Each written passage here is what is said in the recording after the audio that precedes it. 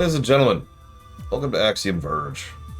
I originally had this whole big speech ready for you to talk about the explosion of indie games and just like the history of indie games, all kinds of fun stuff like that. Then I discovered that this game has nothing to do with any of that. This was just a game that someone decided to make in their spare time over the course of about 5 years. In fact, they started development on this game in 2010, which actually predates the indie boom. Huh. I do think it's interesting to dig into what I can only refer to as the modern era of indie gaming in general. Most people point to Cave Story as the thing that really got that particular ball rolling. A lot of people forget that Cave Story was mid-aughts. It was 20 years ago. Cave Story can vote. I did my own research on the matter because a lot of people disagree with the specifics, but in my personal opinion, we can actually point to the current indie boom as really exploding right around 2012. There's plenty of indie games that predate that. Again, Cave Story predates that by almost a decade. But I point to 2012 specifically because there are two games that came out in 2012, and both of them were financially successful. One of them was Double Fine Adventure, which most of you have probably never even heard of, because they actually renamed it later into something called Broken Age by Double Fine, the team, the company, Double Fine Productions. That was 2012, and that was... well, it was actually a mess behind the scenes, and there was a lot of financial problems and blah, blah, blah. But at the time, it was rather successful. Immediately after that, and I do mean like literally a month later, FTL was successfully kickstarted. And FTL, for those of you not aware, was another big splash of a game. Most people, even if they haven't played it, have heard of FTL, the game, not the concept. And so it also made tons of money and was very, very successful on Kickstarter and blah, blah, blah, blah, blah. And it's my opinion that we could point to that as really the beginning of people realizing that it was feasible to do indie games. Because most of the indie games that were made before that were made by people who just really, really wanted to make a game and had the sufficient passion, drive, time, whatever you want to call that, in order to do that, regardless of the fact that they were doing it to their own detriment. Like the game we're looking at right now, which again was in development since 2010, as I already mentioned, way before any of this was considered financially feasible. Now, one moment. Thank you, Warpcore.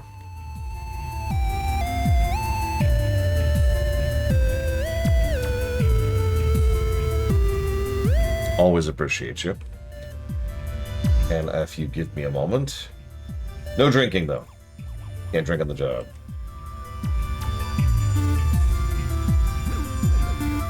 Bioshock 2, Borderlands 2, Borderlands 4. I do have two things of water. Papers, Please. When was Papers, Please?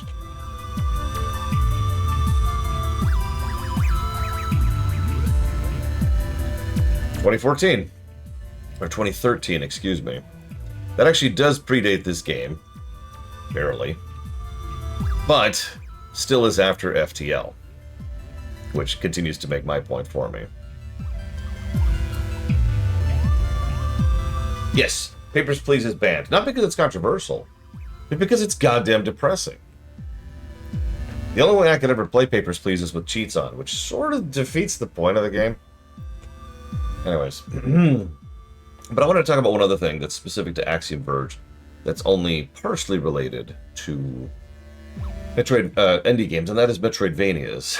Anybody who's followed the indie scene for the last 10 years knows that Metroidvania has been a big buzzword in the indie scene for about 10 years.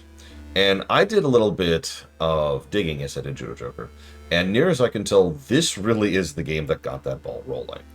If you sit down and name an indie Metroidvania, including Hollow Knight, all of them come out after Axiom Verge. Once again, even though this wasn't directly connected to the indie boom, I do think this is directly connected to the Metroidvania boom. Because yeah, that genre was kind of dead for a long time. We were actually talking about this literally yesterday when we were talking about how genres have like ups and downs because that's normal, right? Someone does something, it is proven successful, people like it, other people are like, hey, I can make that, and business people go along with it because it's already selling, and developers go along with it because they were reminded that it existed. And so we have a bunch of Metroidvanias, because yeah, we've got Time Spinner, we've got Hollow Knight, I'm sure there's others I still can't think of the names of. After Image, that's actually more recent. The Bloodstains came out after this, while we're on the subject. Ori, it's another one. Oh yes, and by the way, they're called Metroidvanias. Anyways, thank you, Grey Wolf, for being part of the show. I'll put that towards Unicorn Overlord. Horizon Forbidden West. Hyrule Warriors 2. And yeah, we actually had a new Metroid game since then. I was actually going to say something and I just lost it. Shadow Complex, right. I actually played Shadow Complex. Surprisingly decent game, actually. Fun game to speedrun. Speaking of, so the first thing I want to talk about is the fact that the game has a built-in speedrun mode and a built-in randomizer mode. Egavania is something I've heard a few times, people just know, but there's also it's some really dumb genre. It's like action search action, something like that. Anyways, it's a Metroidvania. Moving on.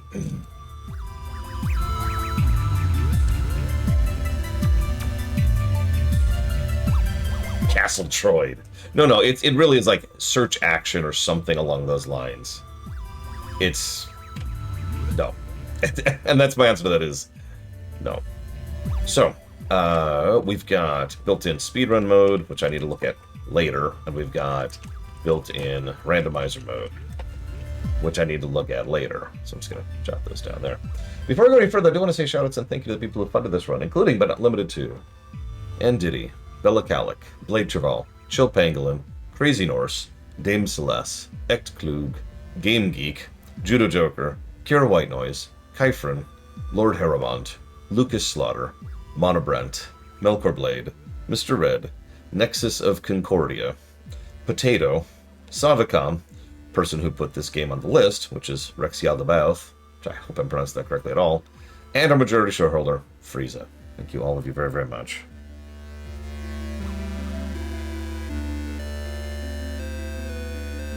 Actually, it's funny you say that because I've been trying to rebrand roguelikes for several years now, and will continue to do so.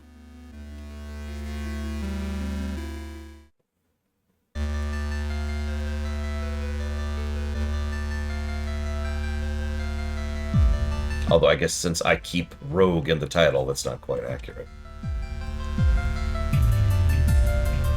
And hey Rex, speaking of, appreciate you as always. Give me a moment.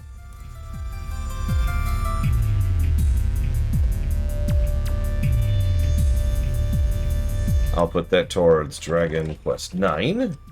Nope, 9. Mother 3 and Tunic. Done. For the record, the thing I've tried to rebrand roguelikes as, I keep rogue as consistency and branding, but I call them rogue progressions and rogue resets, because they are two very different games.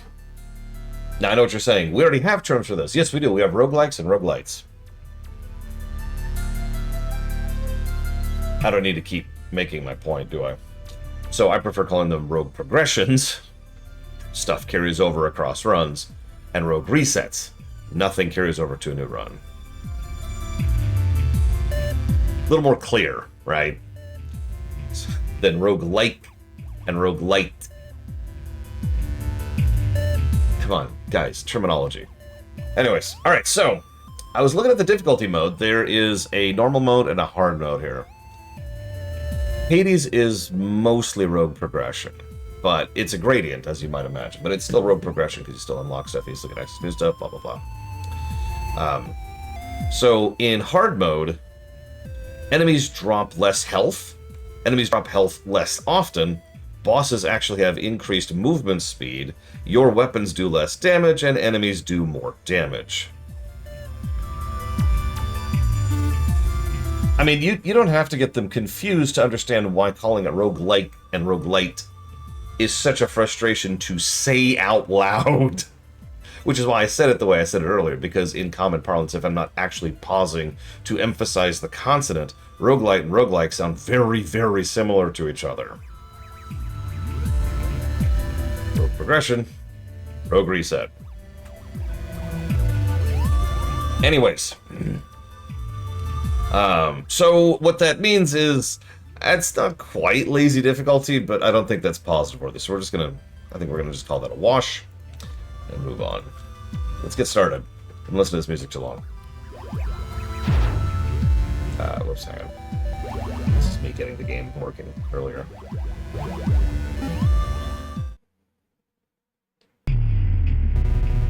New Mexico, in the distant future of 2005.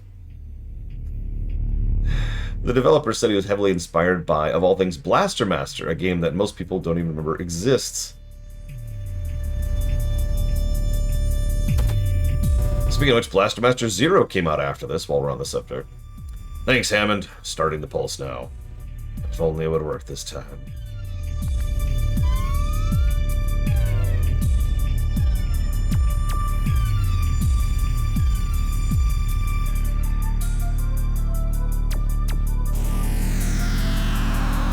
Ditto. Act. That's weird. The beamlet was completely distorted. Trace, there's a problem. What's that sound? No! My glasses. Oh, and I guess the dude. And as the building collapsed on top of me, I knew it was all over. My life, my goals, all fruitless. But if this were truly the end, if I'd simply died and stayed that way, let's just say everything would have been a lot different.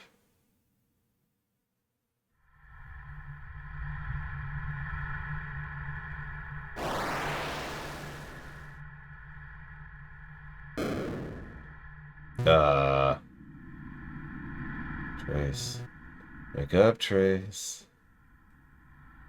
Ugh, what happened? Yeah, I noticed the organic stuff in the lower right there. That's always a bad sign. Oh yeah, by the way, slight gore warning. It's not super bad, but like, there's some Contra stuff in this game, let's put it that way. Trace, there is a gun in the next room. You must get it. Hey, what's going on? Where are you? Hello? Where am I?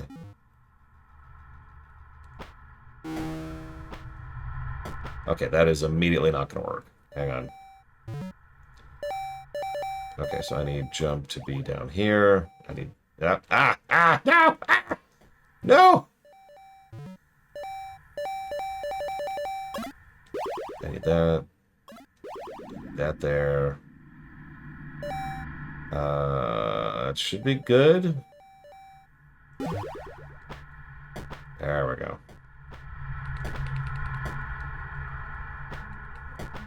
We have given in to the mutton chops. Oh, I can't get through.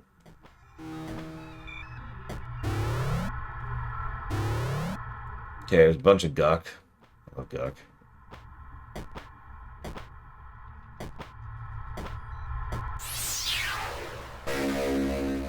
What that says. Axiom Disruptor. A high-tech biomechanoid weapon. Okay.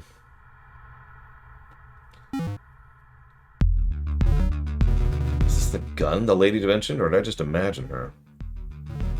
Sorry, I'm very weak. You must go, now, before he finds you. Or who finds me? What's going on? Hello? Oh, I guess she's gone again.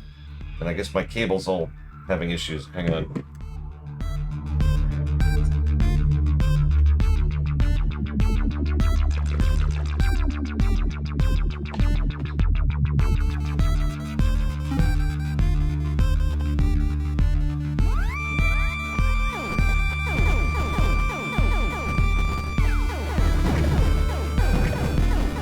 Oh god, and they go blorp too. Of course they go blorp. Oh god, they're blorping.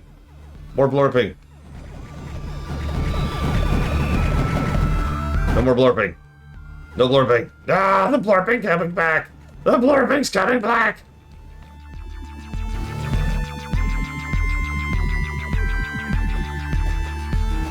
Yeah, by the way, this is at half volume. I think I'm going to turn it down a little bit more. Except I can't. Yeah, let's save.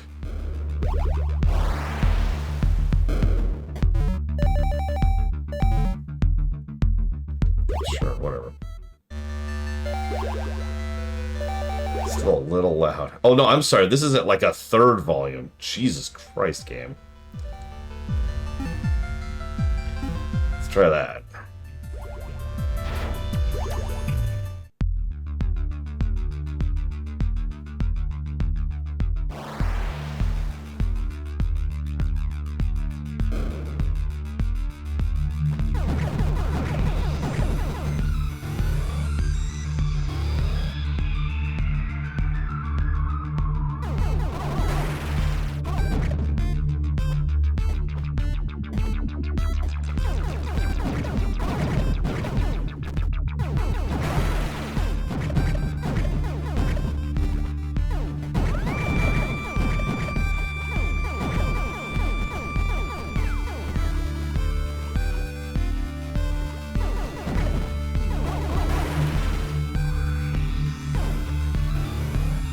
What?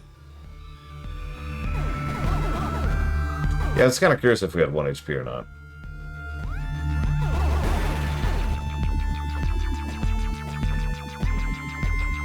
Try 1 reference.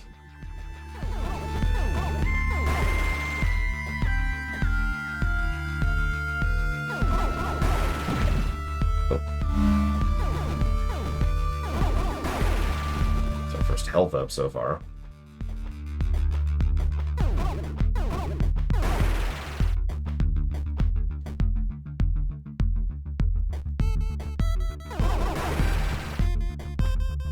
Enemies don't off-screen respawn, so that's good. It's a common negative. Let's see if they off-cell respawn. Probably do, but they don't seem to. Oh god, that sounds horrible, Darkrai. Thank you for the sub, Game Geek. Appreciate you. It might be one of the... Oh god, what's that called? There's like a professional term for it. It's the 2-screen away rule, right? You go away 2 screens, and that respawns everything to 2 previous.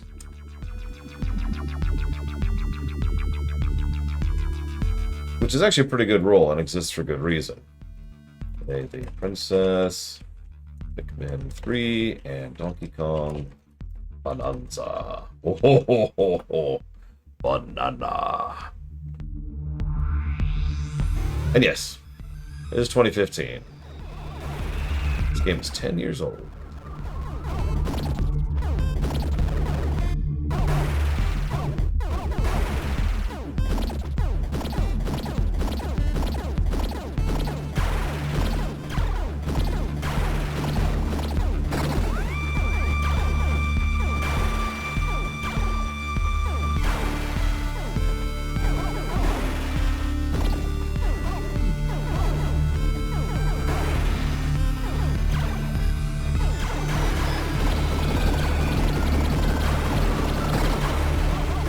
This is all very gross so far.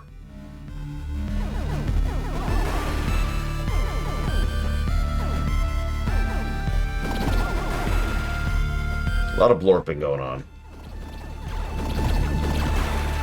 A lot of flesh all over the place. Normally games don't start with the blorp, right? That's common. We've actually talked about that. There's the visual design theories of how to do different types of biomes.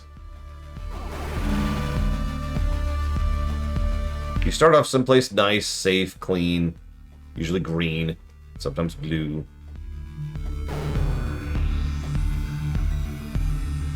Interesting. And you almost always end up with the Gluck, because flesh levels are almost always the last stages, or close to the last stages. Unless you're playing Devil May Cry. Although I guess that's true, because even Devil May Cry tends to end on that.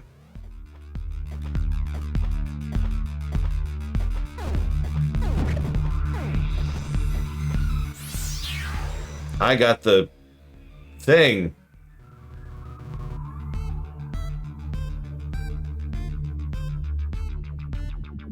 What? Oh, okay.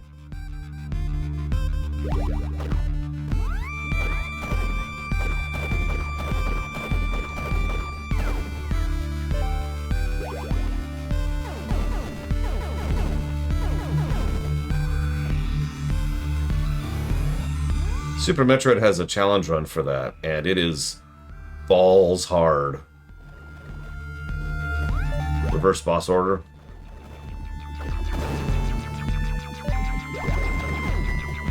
So, enemies have respawned 2 screens away. Interesting enough, Metroid usually avoids this kind of gross. They've got a lot of organic stuff, but they rarely have actually honest-to-goodness flesh levels.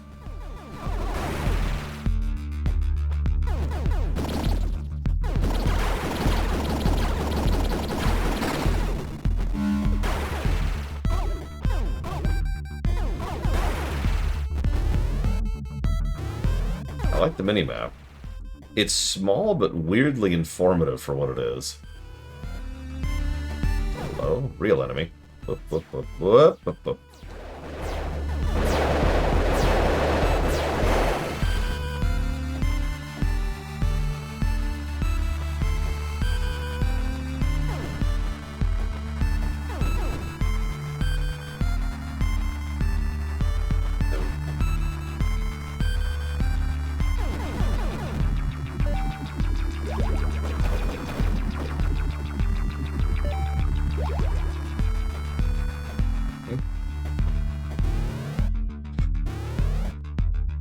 That's a good question. When did Shovel Knight come out? Carrion, I think, is actually on the list. If I remember correctly.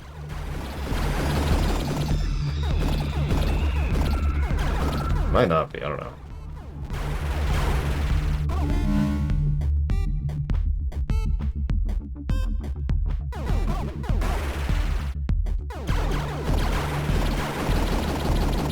Yeah, Mina the Hollower will also have some gross vibes. I know this because, as I pointed out a few days ago, when I was trying to look up Mina the Hollower on Steam and couldn't find it on Steam, it's because Mina the Hollower has the horror tag. And I had the horror tag hidden. Okay, Shovel Knight was 1 year before this. Wow. Not a Metroidvania, but still definitely the game that popularized this approach. The retro... that doesn't come across verbally. The not actually 8-bit thing.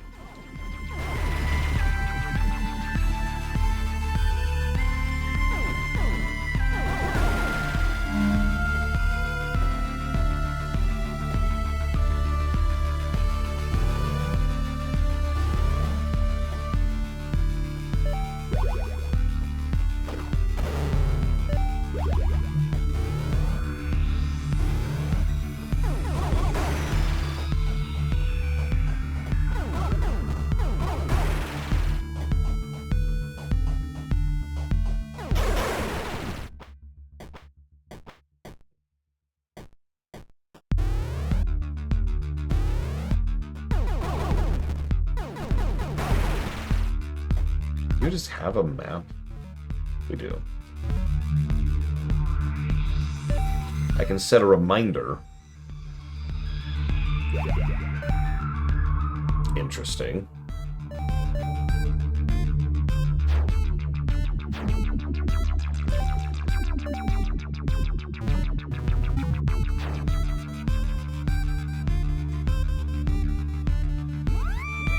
Yeah, I did too, actually, during prep.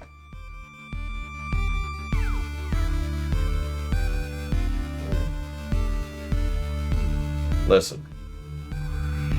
There's one thing Final Fantasy is known for. It's its deep love of grapes. It was just at the bottom. Right.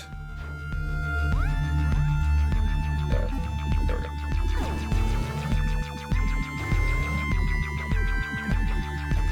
I appreciate them not actually trying to delete other people's guesses, because technically you can do that. I'd rather you not, but you can.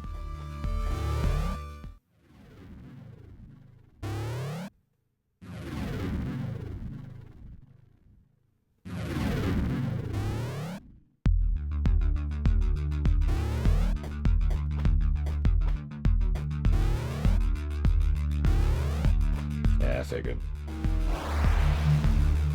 Does that heal me? It does.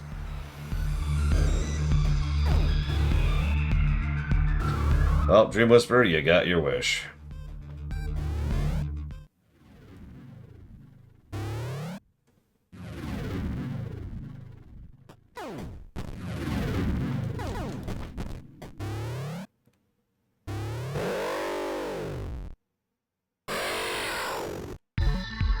Crap, I'm trapped! Demon.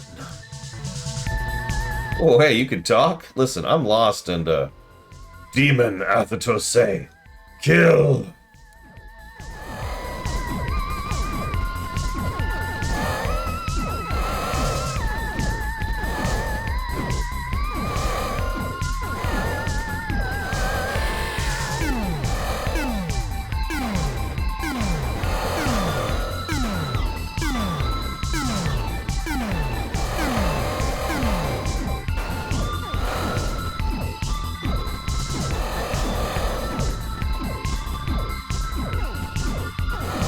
Is there a boss health bar somewhere I'm missing?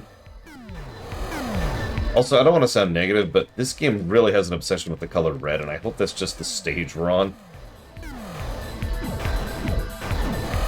My eyes are already getting a little tired of it.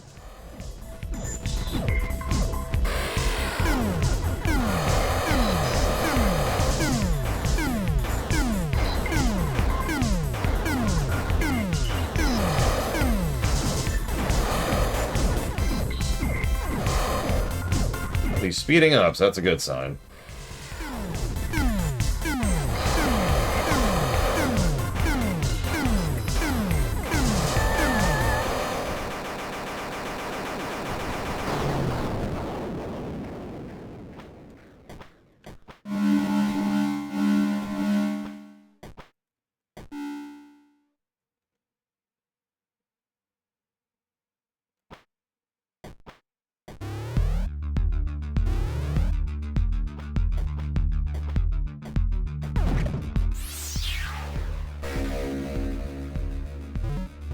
Laser drill.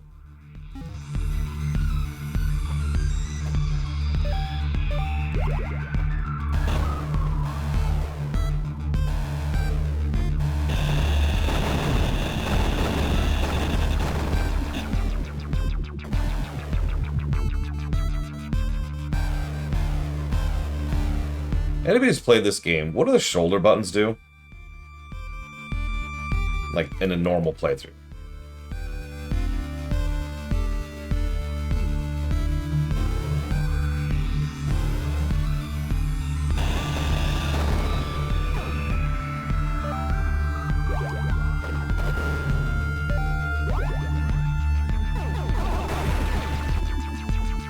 To be clear, this is not a shoulder button, and that's why I'm concerned. It's like, that's weird. It's on the, it's on R2. I forget what it's actually called.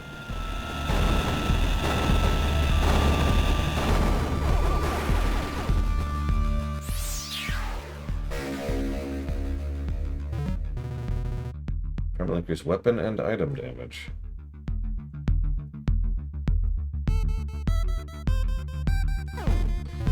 So, some of those streams were never archived to begin with, Doom Rider.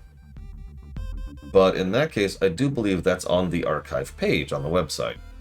All older streams were privated, which means you can only find them if you have a link for it. So anything before Oblivion, you need to go to the archive page for it. Yeah, R1 feels like what I should be hitting for that, but then again, I don't know how often I'll be using that, so... It just says unknown. Of course it does. Whatever. We'll live with it for now.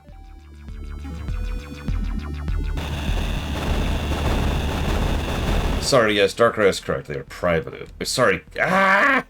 Unlisted. Not privated. So it looks like you can only drill designated rocks, too. Oh, I can rebind. I'm just not going to yet.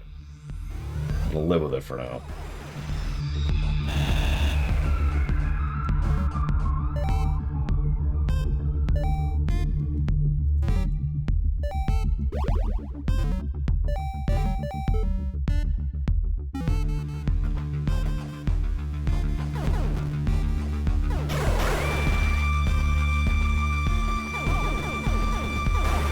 Good morning, Braven. Welcome to Red! Oh my god, I just figured out this is Mr. Red's game. I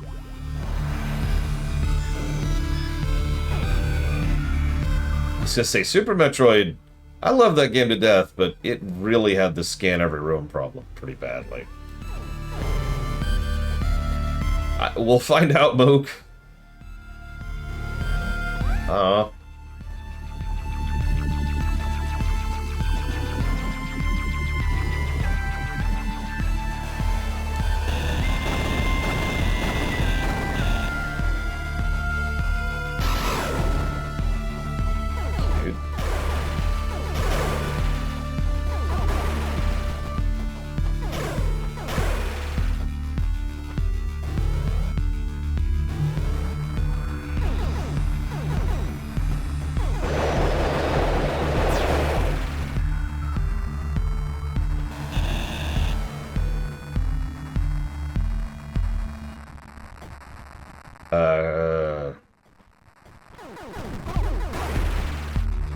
I'll work on it, because when you first said MV, my first thought is, wait, what's MV? Even in the context of what you were just saying. But I'll try. I'll do my best. Same song still, too. Then again, we are still in the same zone, like I said. Okay, I feel... before we go down, because it feels like it's going to be irritating coming back up.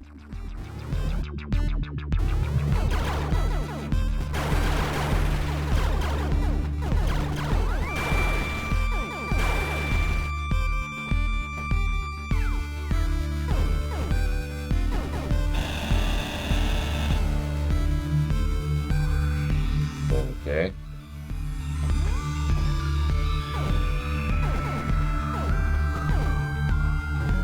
No, exactly. I just hear MV and I'm thinking, what the hell is MV?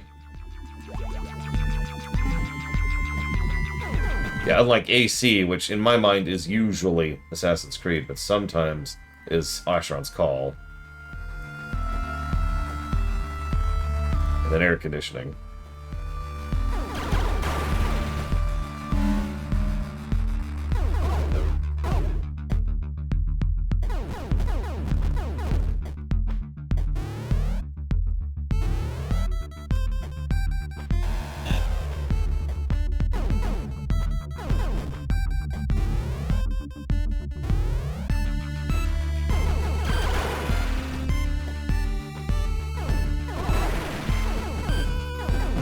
There's so much Gluck. Go away, Gluck. Stop growing back, Gluck. Oh god, it's getting Gluckier. It heard me. I took it as a challenge.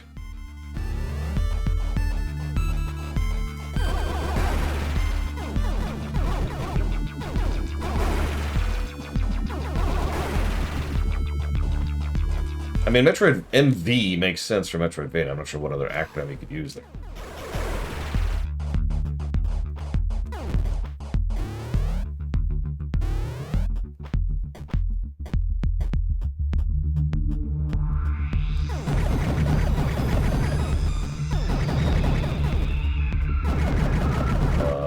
Everywhere.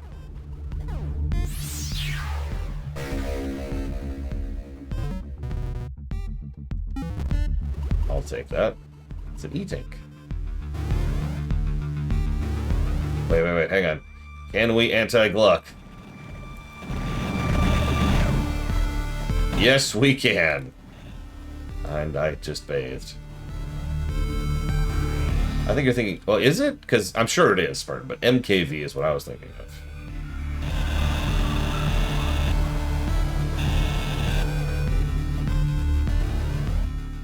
Oh, song change. Oh, thank God. Okay, now that the songs change.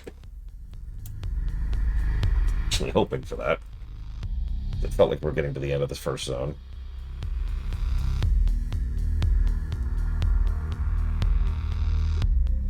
Okay. Thank you, Chill Pangolin.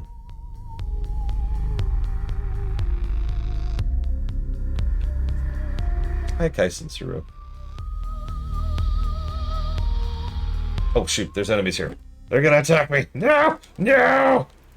Taking advantage of me being AFK. What? It's also at like 20% volume right now. In-game. Just... yeah.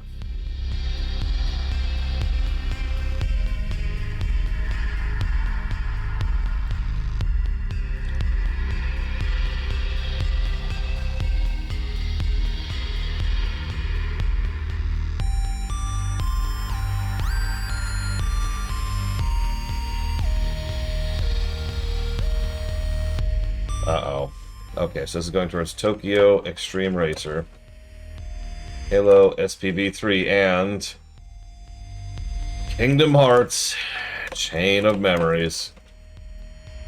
The horror. More or less literally a horror game.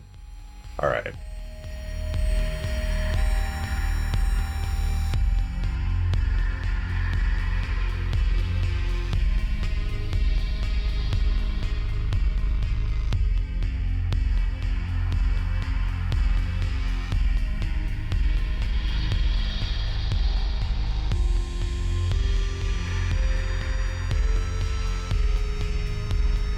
I strongly suggest you not, Kennex Cow. And yes, we're going to be playing on easy. And since well, no, we'll be playing on PC, so maybe I can cheat. I've never looked into cheating, but it might be possible, because, you know, cheat engine exists. We'll see. Freaking game. Excuse me. Okay,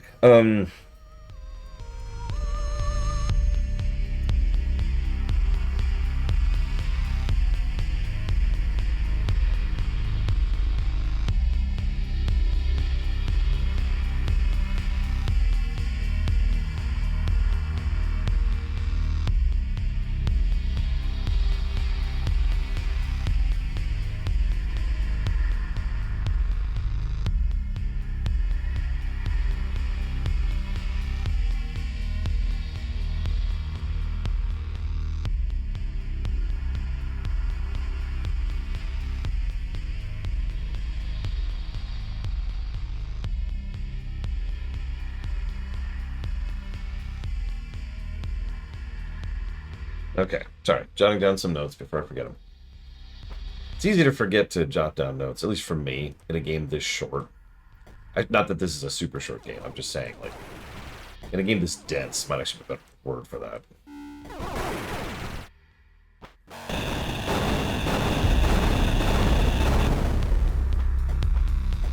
Like, if you remember, I had to have a separate timer going for Super Metroid, because I technically beat Super Metroid in like 2 hours. And that was me taking my time and doing everything. When something's happening every minute.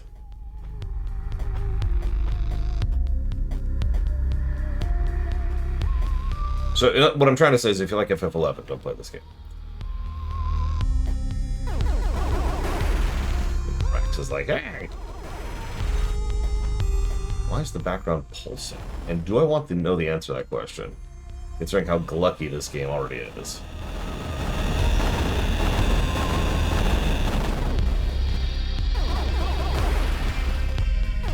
I've been trying to figure out what the title means, too. Sometimes game titles actually have significance to them, like Player Obscure Expedition 33. I don't know what the significance is, but I know it's there because people keep telling me it's there.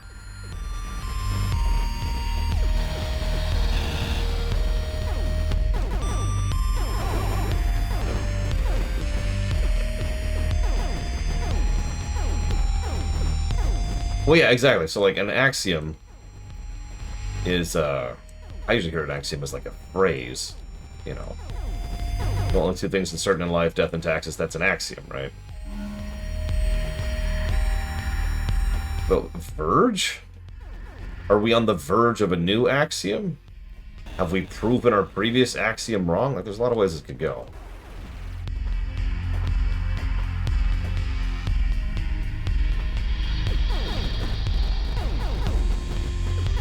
Listen, all I know about Expedition 33 is you should go play the first 32 Expedition games first. I should see what happens when you die. There's a save thing pretty nearby. What the hell was that?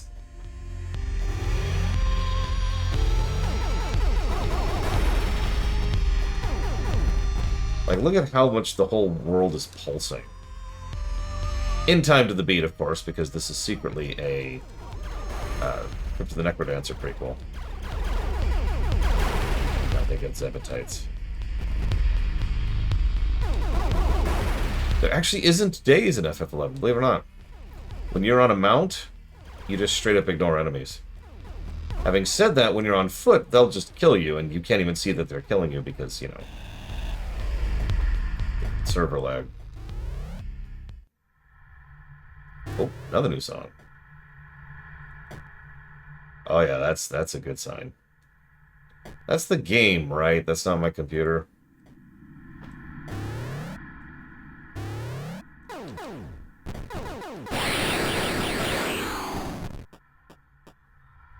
So, two dead people here playing Enoch, it looks like.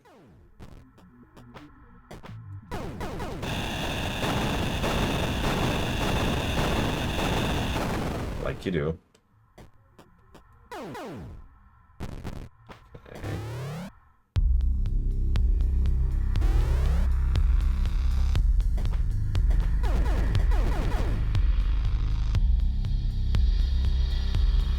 Highland Earth.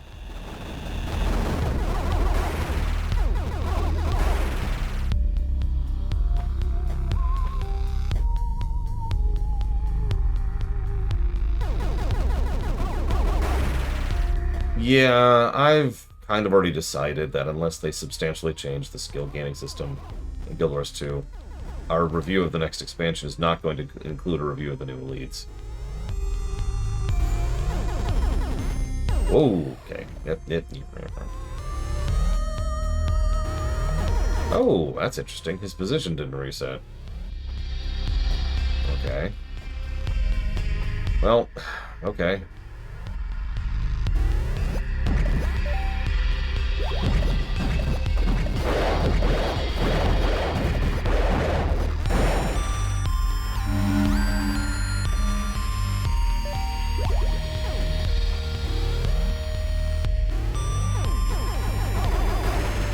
Starting to see more and more corpses as we go. Corpses and ghosts.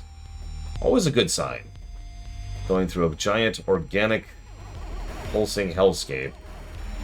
And there's corpses and ghosts.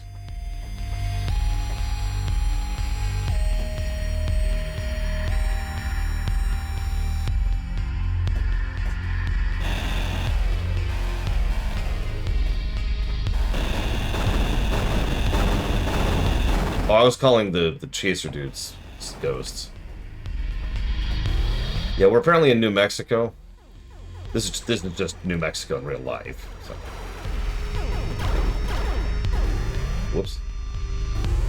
No, I've never played this at all. Legitimately. I've owned Axiom Verge for approximately a day. It's been on my radar for a billion years. That's actually why I mentioned that in the question for the YouTube poll. I never got around to it. And this game is recent enough that this was in the I don't play games except for the stream era of my life. Or co-op.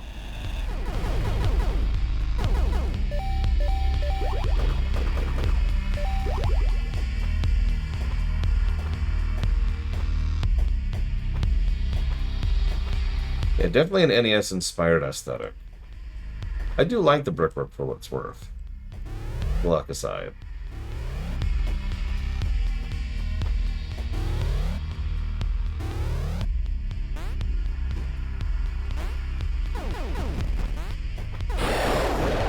But to be clear, I have no idea what the story is of this game. Or anything.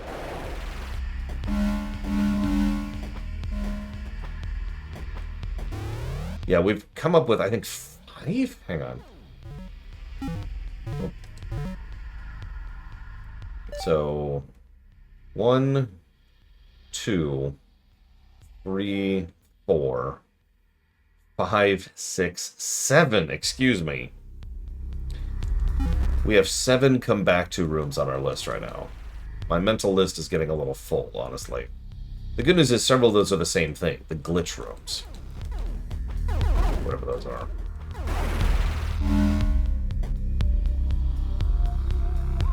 Oh, yeah, no, if you go to the Steam page, you'll see some pictures, and it's pretty clear. It's like, oh, okay, yep, gross. Got it. Oh, always appreciate you, Sakage. Thank you. And I will put that towards not getting hit by this thing. I'll put that towards Dealer's Choice. I've ever been to... oh, yeah, I actually have been to New Mexico in real life. Oops. Not as much as Arizona. Okay, so we got more glitchy graphics. Good, good, good. Let's make sure these are gone.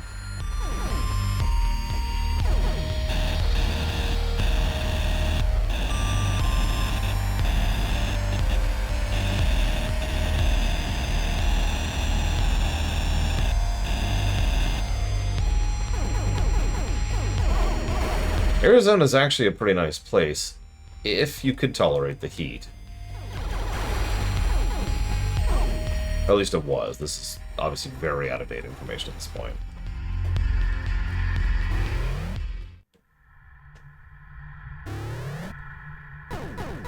Well, shoot.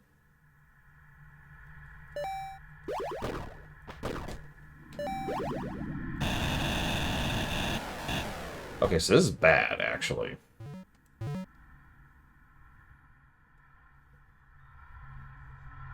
Because, I missed something, is what this means. Because everything up to date now that I have in my head is a come back to. In other words, we can't solve this room yet. So somewhere, somehow, I missed something.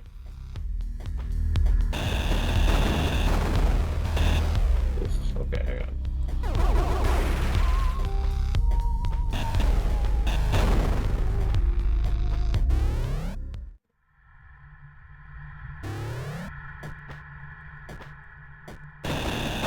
Oh, hang on. Let's see if I'm just blind. I mean, I will admit, unironically, that this red thing is really starting to cause my eyes some issues.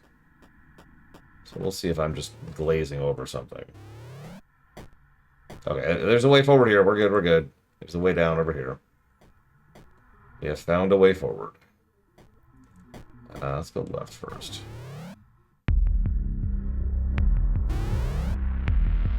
Okay, so we're going to leave that room immediately.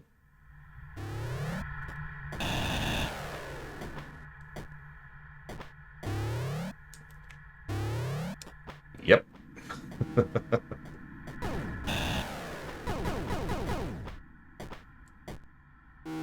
So, I was gonna say, we found a Contra boss. Sweet.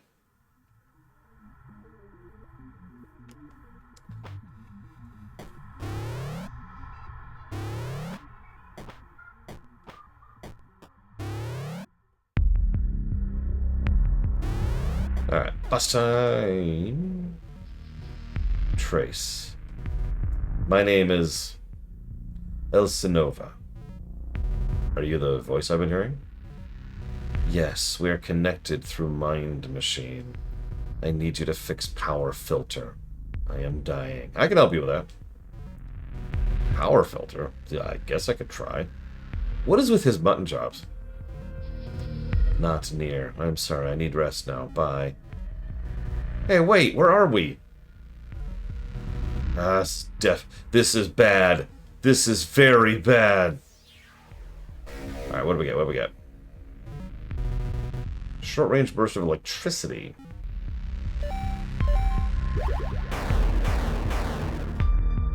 So we got a shotgun. Let me guess. Yep, it shoots through walls. Really short range, though.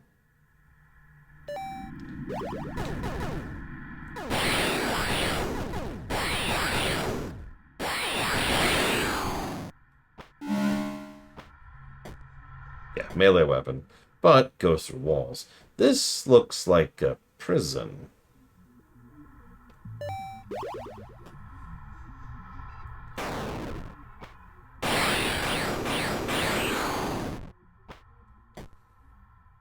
I don't like this place. Look at how many cells are in the background, too. Do you see that?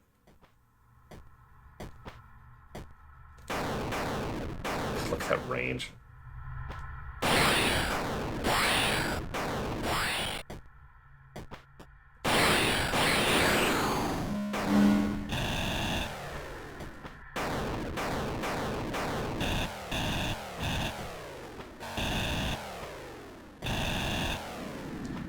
Yeah, visual storytelling is something Metroidvanias, excuse me, tend to really excel at. And yeah, there's some good stuff so far.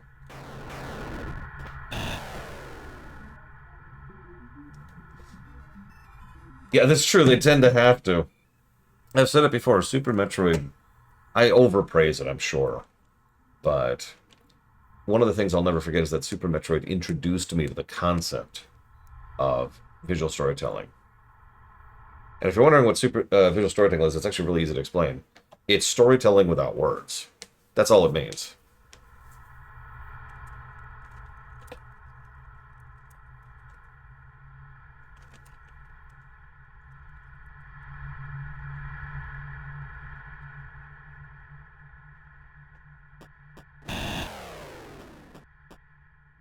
Bad example of visual storytelling? Oh, jeez, I don't know. Ah! Ah! Ah! Ah!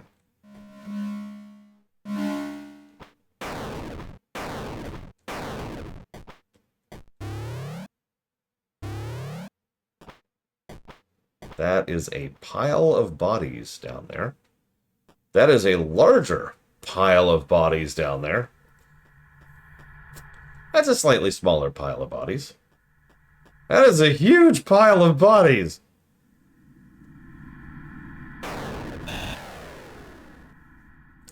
Visual storytelling.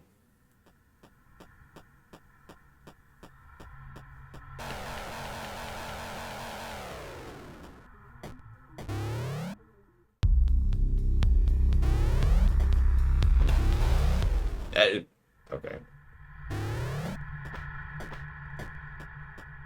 I don't know. Fallout 3 had some good visual storytelling, as I hope to show off someday. That is a really, really big pile of corpses. Are we about to fight Legion? Or Grand Falloon, if you prefer.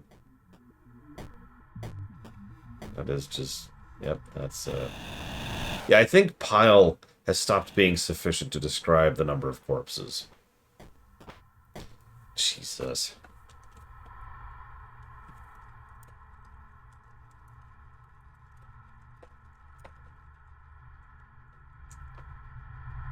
Okay.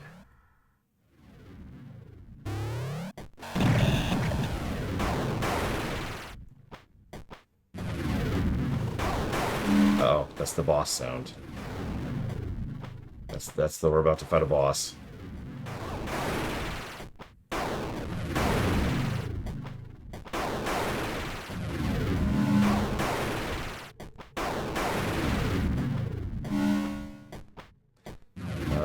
Huh.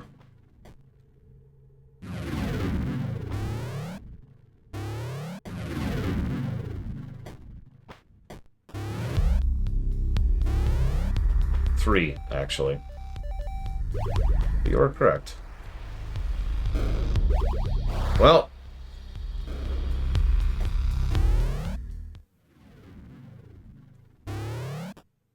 Unless you're counting the drill, which I don't think does damage. Boss time.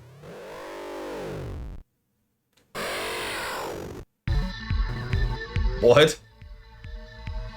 Oh crap, it's an even bigger one. Demon! Look, I mean no harm. Can we just talk it out, please? Talk! Yeah, okay. So my name's Trace. I have no idea how I got here, but... Demon Athetos say kill. Oh, you're with him.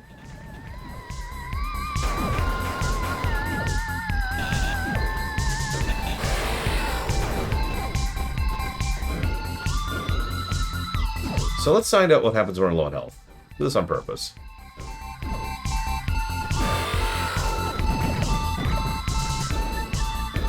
I almost didn't hear that in the... Oh, it fades!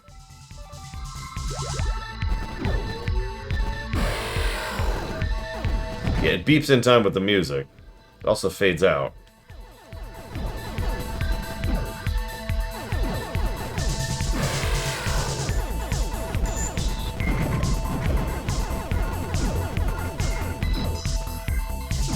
Okay.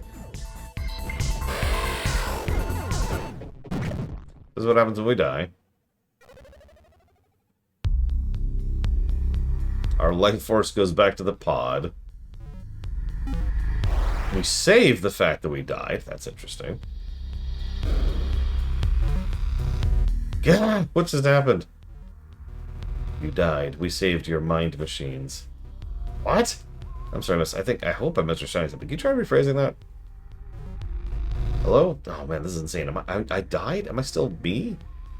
Nope. Playing a clone. So I'm guessing already that there's a don't die ending. Just based on that alone.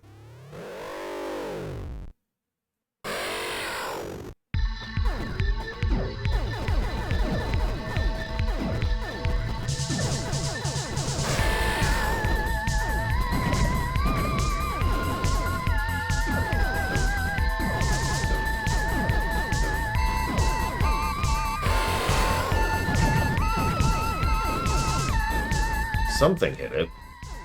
I only hit it once, though. Where? Ah, there it is.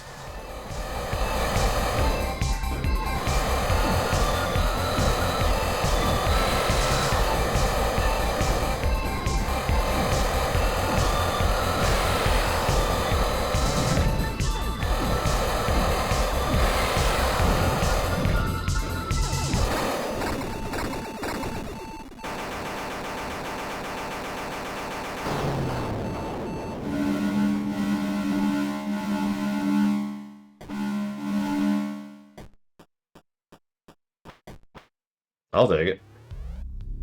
I was gonna save it, so I can do that again.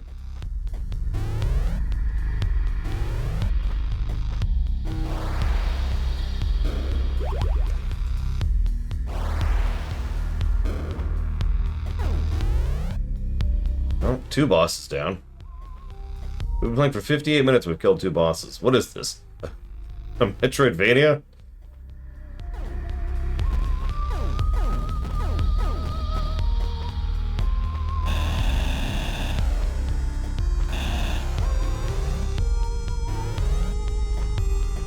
I mean, no, chill Pangolin, but also doesn't matter.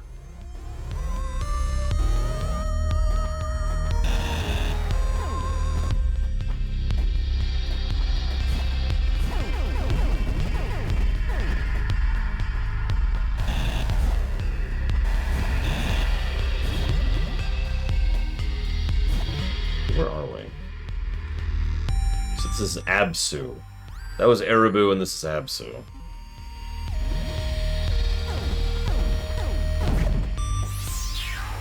Power get. Corrupt or decorrupt weaker blocks and enemies.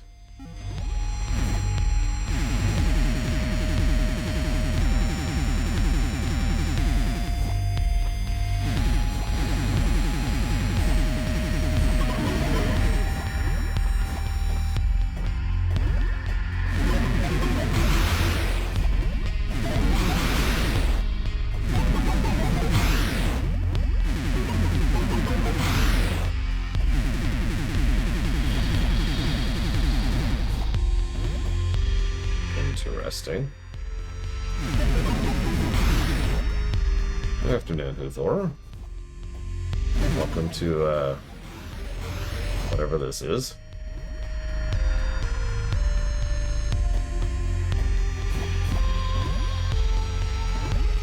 Sure, push-ups.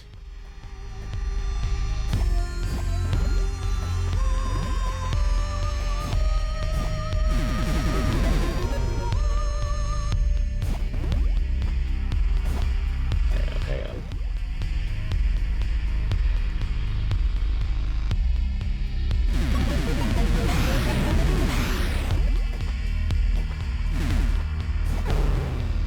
Just unlocking the shortcut. In case it sticks.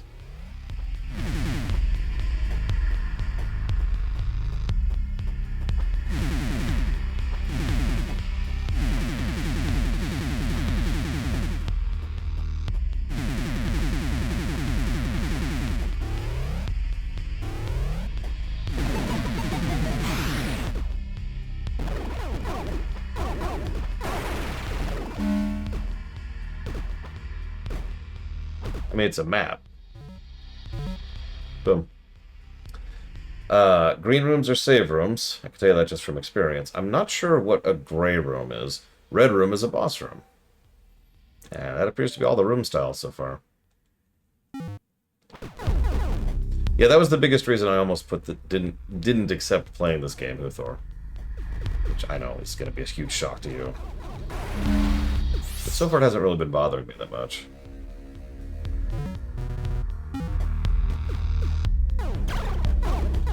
Excuse me, I'm gonna go kill the blood monster over here.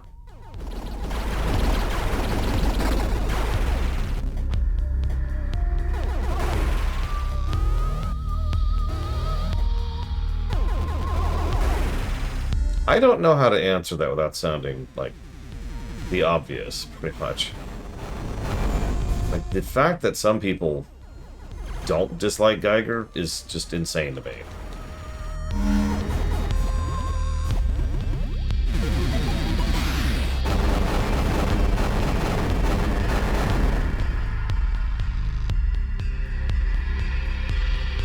H.R. Geiger. I guess we could call him a art designer. He had a very particular look, which was very gross. But it's very distinctly horrible. It's very him. Like, it's actually what... It is a whole style. Geiger Visuals is named after him, and for a reason. I don't know if I can get back up here, so let's go and keep going with this. And yes, some of the alien stuff was inspired. Well, inspired is the wrong word. Because the aliens themselves don't actually fully go into the full Geigerisms, for lack of a better way to put that. Probably increase projectile size for weapons. Interesting.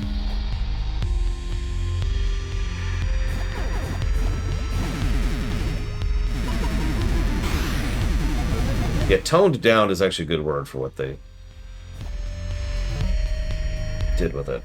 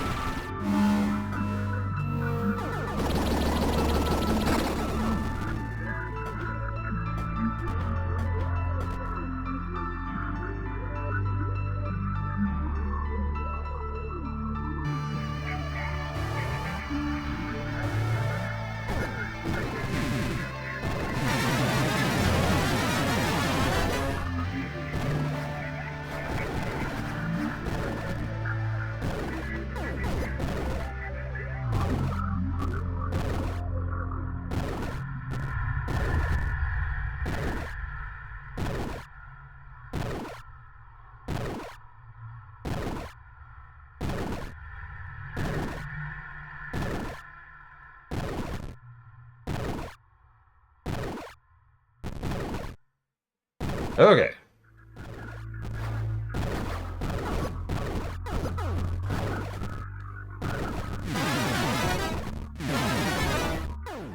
That's an odd sound.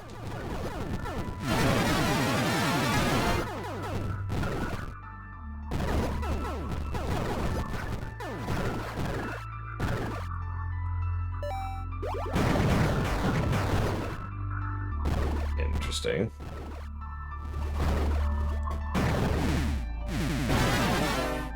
Ah, so that's our tink sound.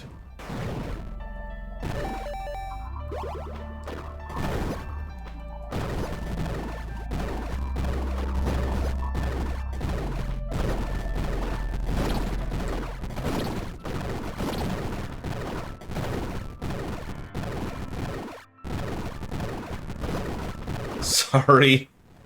If it wasn't obvious, I didn't have my headphones in. I was on a call.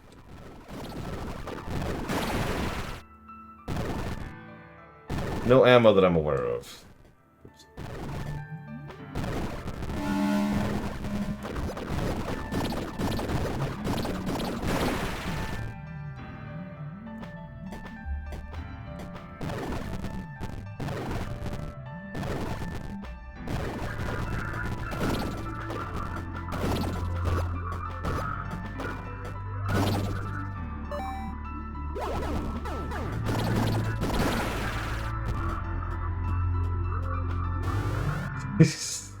This doesn't seem to be doing anything.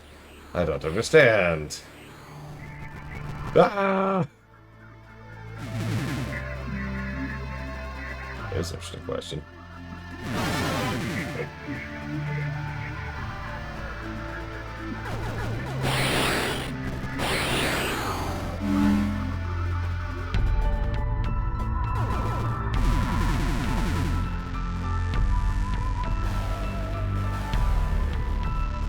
Well, enemy variety is a good question. I would say that only as within the last, like, 5 screens have we started getting actual enemy variety, because prior to now, it's all been variants of the same approach, which, as we've discussed many, many times, is not enemy variety. A new skin on an enemy that uses the exact same attack pattern is not a different enemy, right? At least not gameplay-wise.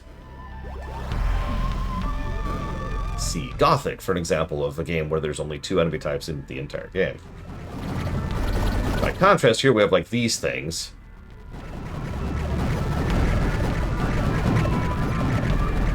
And then, like... Oh, they jump? Never mind. 15 positives to everything. Yeah, the particle effects remind me of a more crude... That's a bad way to put it. It's just older. An earlier version of what they do in Noita, if you're familiar with that game. Well, hang on. Does that walkthrough tell me the exact percentage? Which... I'm going to stop bragging on that comment. You can keep doing it if you want to. I'm good.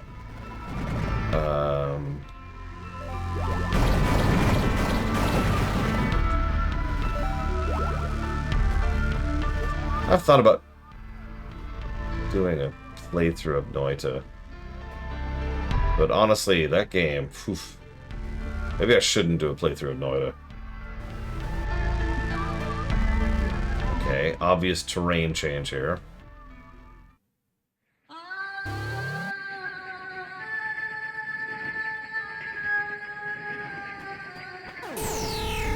Okay. Good to know.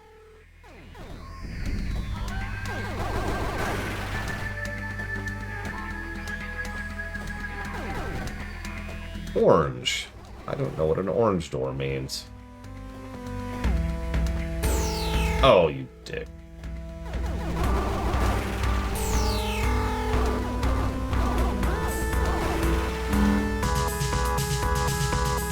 Several orange doors. Okay. Let's retrack. We've been roaming a bit here.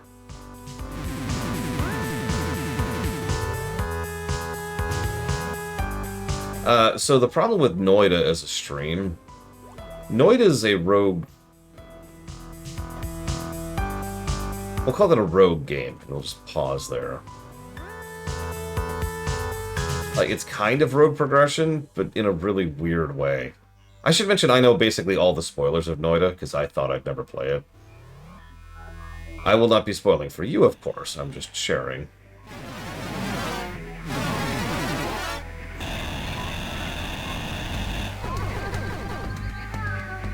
Okay. And that game, I could see being a very frustrating stream game. Especially trying to actually progress. It might end up being a really short stream if we ever end up doing that. Because, you know, we won't actually beat the game. We'll just get to a certain point where it's like, alright, well, that's all the mechanics.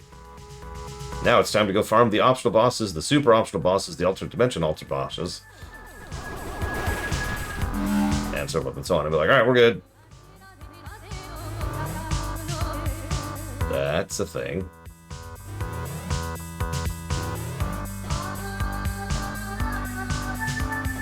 Of course, a lot of games have that kind of a mechanic in them. Something deliberately designed to keep you playing the game for a very, very long time.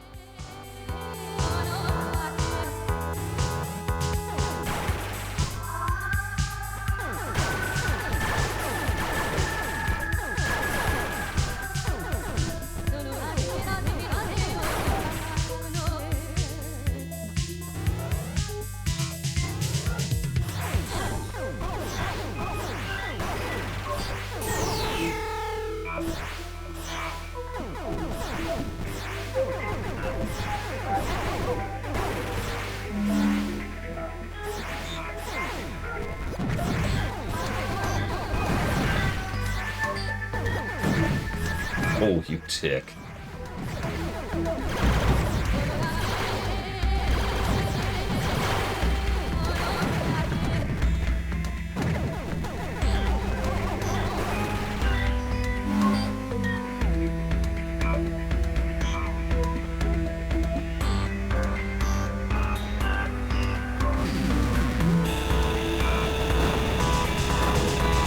Well, okay.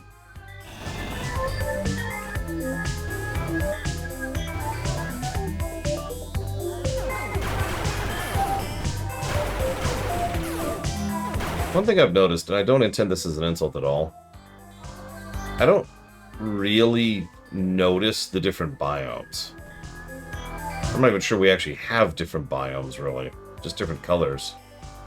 We apparently have gone through a whole other zone while I was on the phone.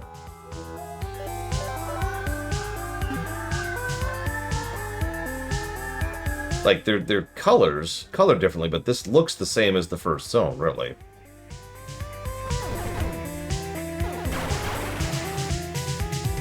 Probably not to explain it that well. Okay, so visual continuity, hang on, visual distinction is very important for pretty much any game. But visual continuity really helps with certain types of games. Because visual continuity is how you can navigate. Visual continuity is knowing where you are, knowing where you're going, knowing how to get there, all without looking at a map. A lot of people would point to Dark Souls 1 as a good example of that.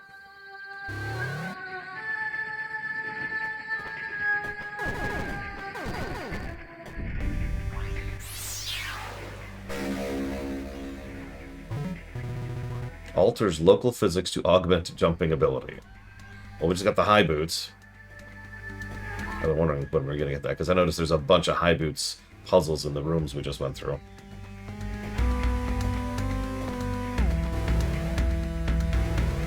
Still can't become small, though.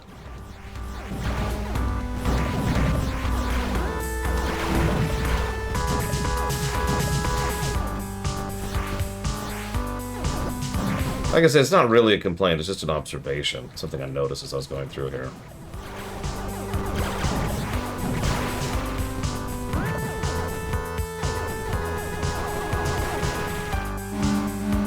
Well, I'm only like an hour and a half in. I hope you got part of this. What I'm weirded out by is how long of a game this apparently is. Like, most games of this ilk aren't really what you'd call on the long side, you know?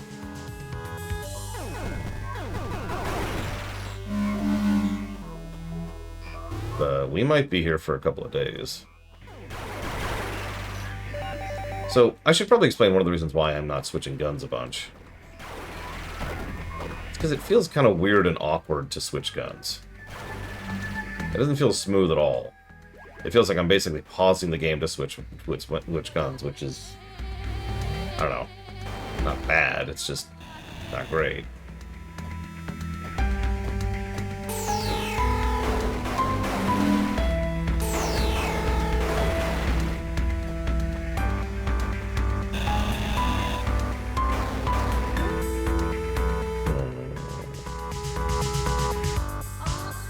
I mean, this is the analog right here.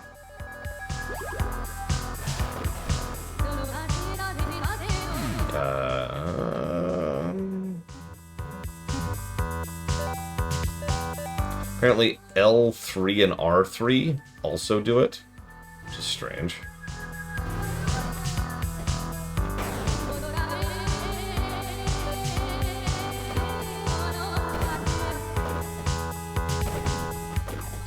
There's no way. I might rebind that, but I don't know what I'd rebind it to. I'll have to think about that.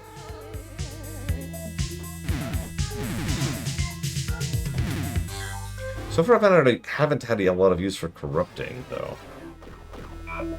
So, maybe put it over that instead? Because switching weapons feels like the kind of thing I'd do all the time. And therefore should have higher priority on, like, button selection. Oh, Jesus.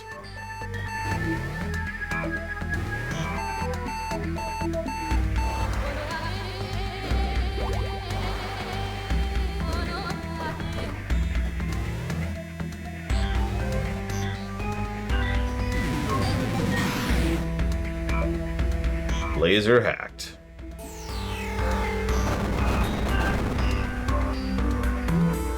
Interesting.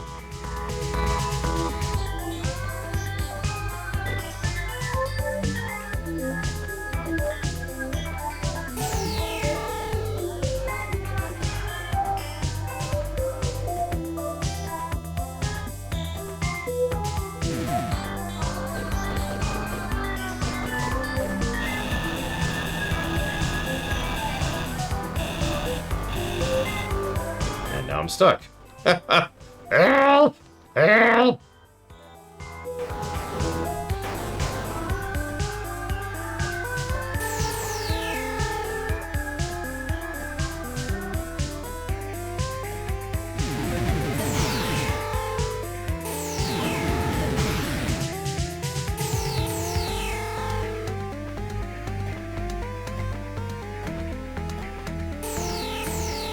Let's do this the old-fashioned way here.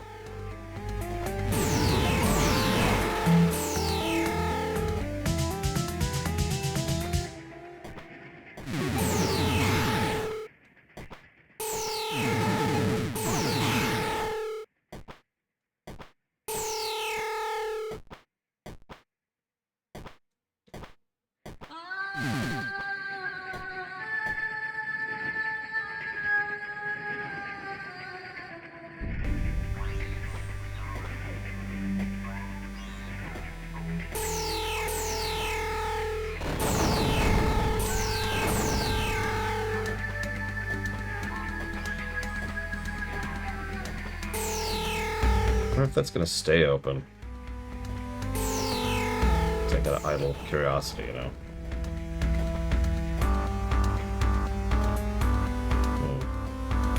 Alright,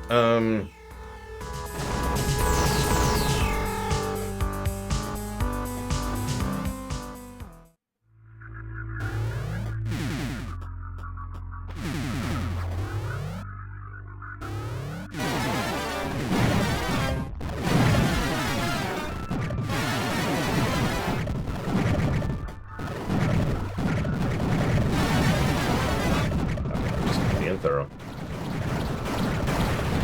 I will admit this room's a little more organic than the previous rooms. That's something. Something different, I mean.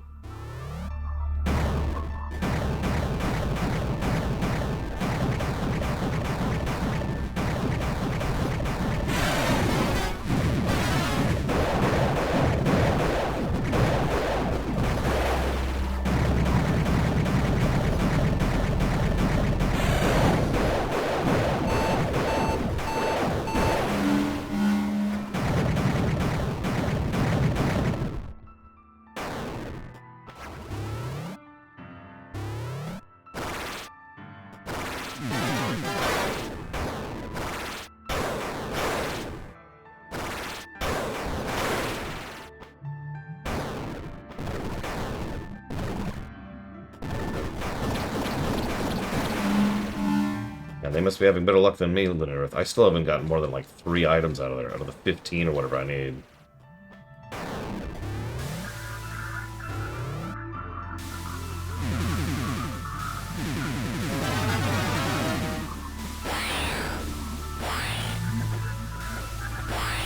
Still can't go small. It's like the steam area. The ventilation and all that.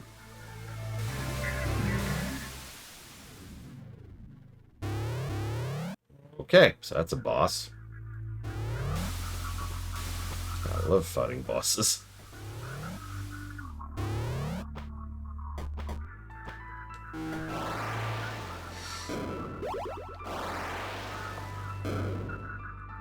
It's middling, Rex. In some cases, it's immediately apparent as to what I need to do. Whether that's good or bad is kind of a matter of debate. In some cases, it's very clear, hey, you need to come back here with this type of thing. Like, just based on the level layout, you can kind of see what it is the game wants you to do. Like the high jump earlier. Or being able to tunnel through things. Or being able to be smaller. In other cases, there's been no hint whatsoever that you can do something other than just screwing around with stuff, which isn't the worst.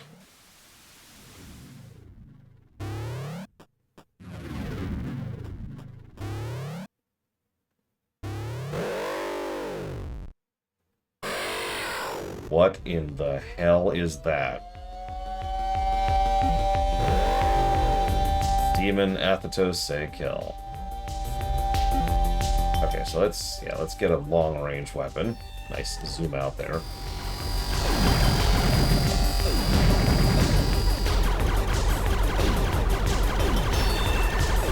Stay here for a while, don't mind me.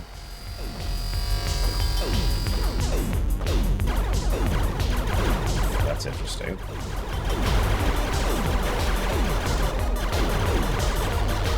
Okay.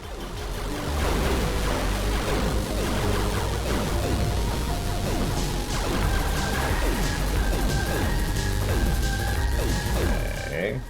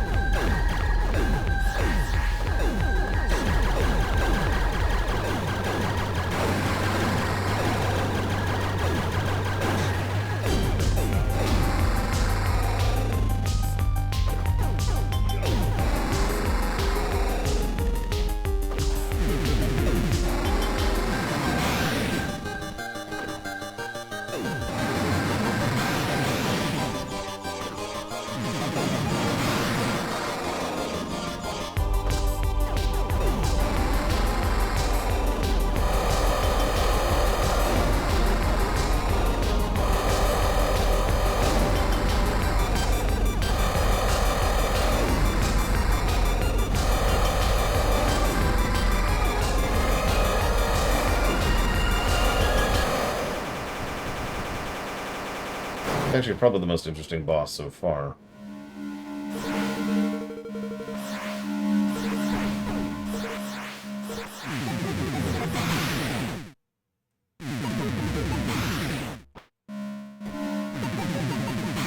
The gaps in the DNA strands giving an indicator of where to corrupt was a nice touch.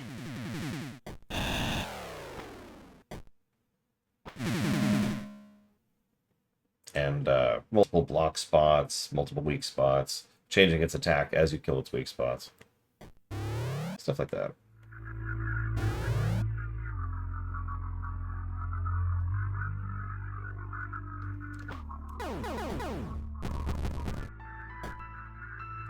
What was that?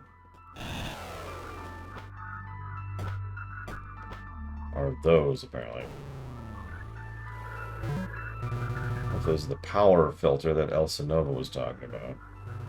Yes, I still need some time for poison to clear, but I will be okay now. Are you well enough to tell me what's going on? Yes, but it is a long story. I'm listening. There are two sides to the universe, World Stream and Breach. You've lost me. Breach is like storm, deadly, cannot be passed. This planet Sudra is designed to keep Breach in check. But then many years in the past, a man came through. His name was Athetos. Athetos is Pattern Mind, powerful manipulator. He infected all of Sudra with pathogen. Only we survived. Rusalki, like me. To trap us, he used Breach Attractor. Breach surrounds the entire world now, and we cannot leave. But Athetos is Win. Soon he will destroy us and enter rest of world stream. Trace, my sister, Ophelia, find you in Breach. Only you, no other, can stop Athetos.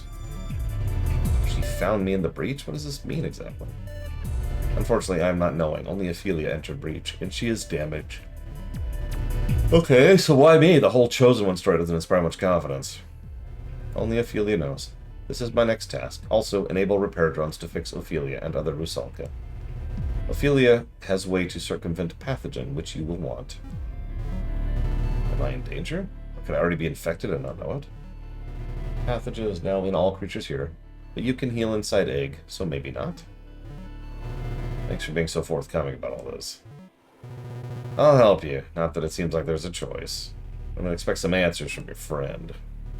Okay, go. I'm always watch you. If you need, call.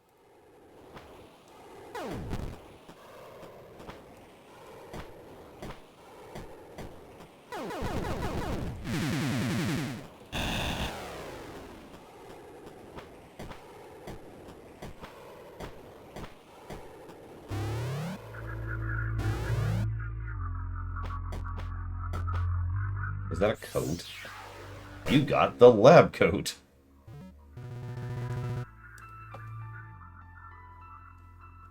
What?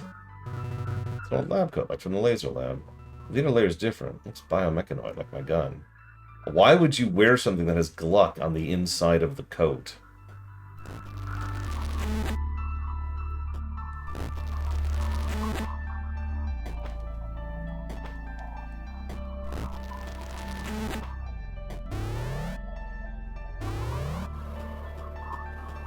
And now we can glitch through walls.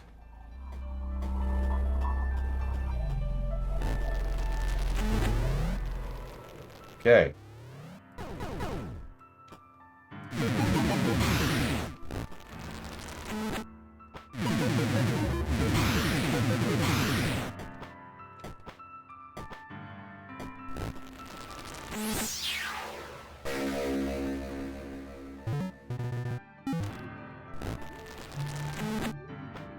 Yeah, I do like some of the tutorialization quite a bit.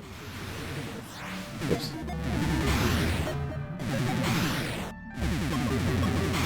It is very Metroid. Here's a thing. Like, it's almost always, you see the thing you can't do on the way in. Then you get access to the thing. Then as you leave, you can do the thing. It's a simple pattern, but it's a good one for a good reason. Especially since you do it so immediately. So the brain is immediately thinking, aha.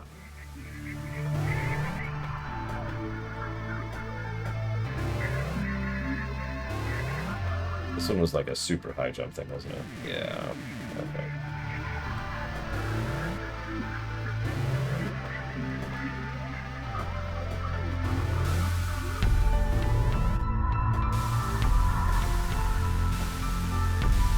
Yeah, what does it feel like, do you think, walking through a wall?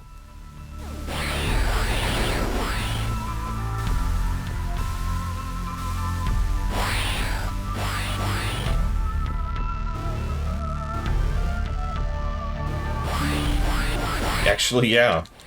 Castlevania 2 is a game I will not be very kind to when we get there. I had fun with it back in the day, but that's really my credit, not the game's. If that makes any sense. You see, Castlevania 2 is like FF11. I'm kidding. Okay, so oh my god, these stupid things.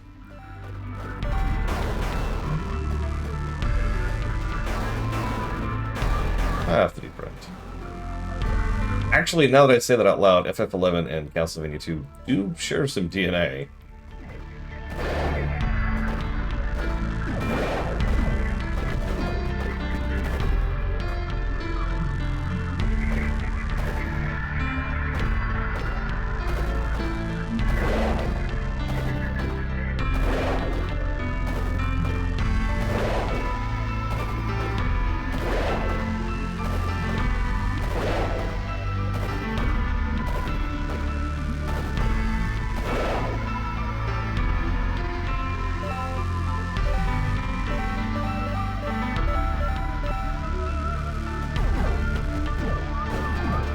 Fine, fine. Berserker strats are always the right answer.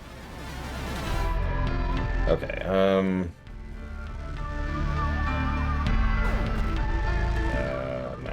map. There it is. Oh my god, the amount of comeback laters we've already encountered is crazy. Okay.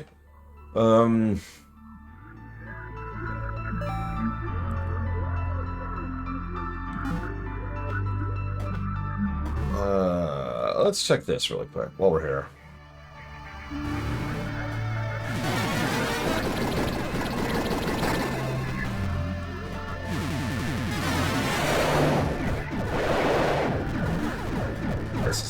This ain't your grandma's Metroidvania, okay?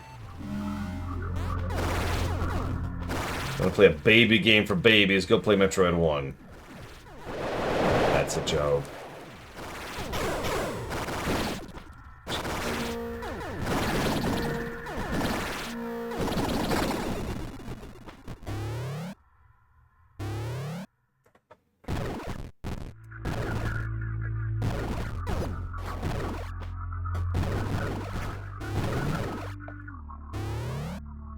Oh, goody. Prisons and giant hearts of death.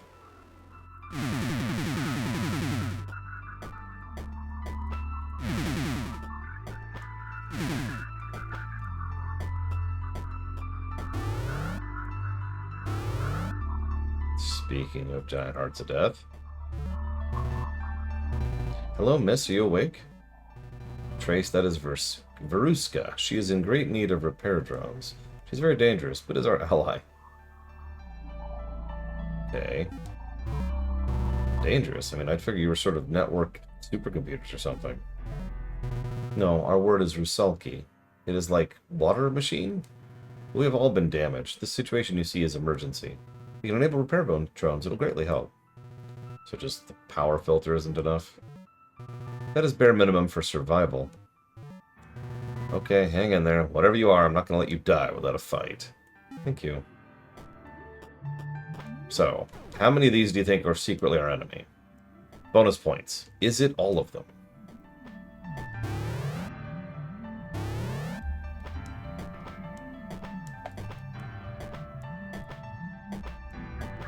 What do you want to bet they're like Reapers? Hundreds or thousands or more of people just kind of shoved together.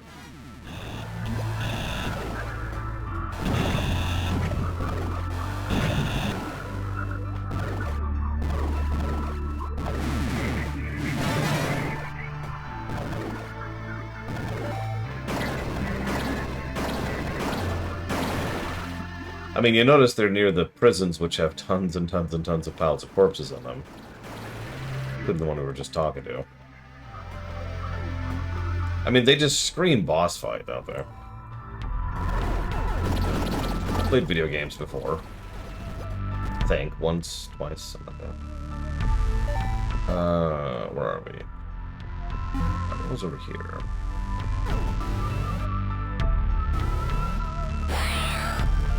Jumps that were too high.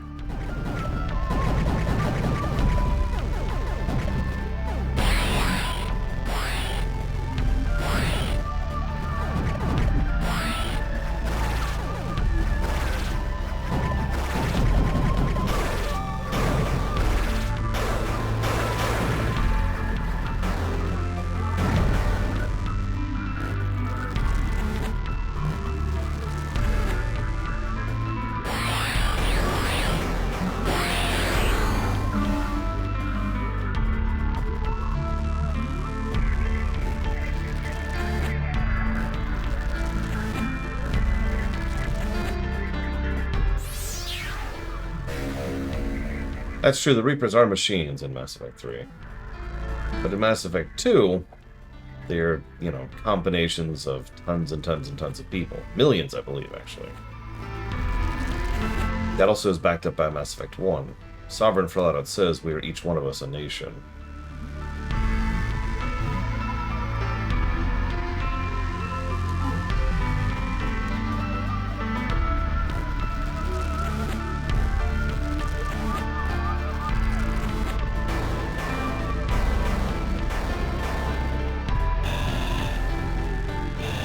Yep, that is our very first fragment, if you're paying attention. Heart piece, put very, very simply. A heart fragment, I guess? I don't remember. Yeah, hence the cycle. All of that was, of course, completely thrown out the window by Mass Effect 3, but we just mentioned that.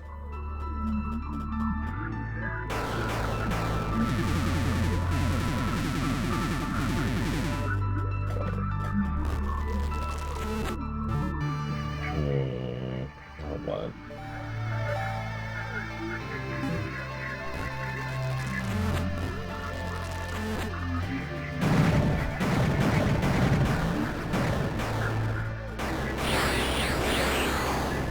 I forgot you were there. Actually, yeah, Ross. Literally.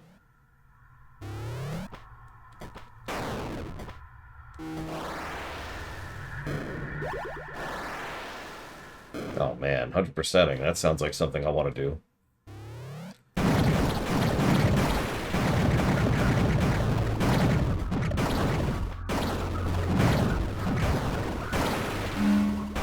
Hell, I usually don't even 100% Super Metroid. I love that game.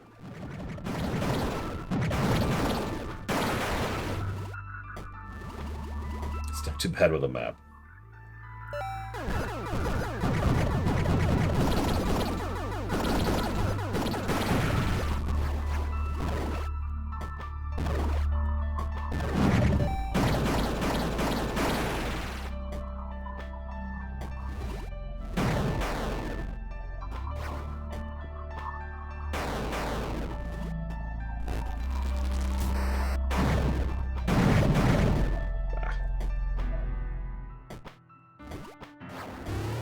I mean, other than just map design, I didn't see anything for that heart piece I just got. Although, well, of course, I wouldn't. Never mind. I was just curious if I could see, like, a percentage indicator somewhere. You know, Metroid Dread, for example. Which, yes, I know, came out after this game. Like, quite a bit.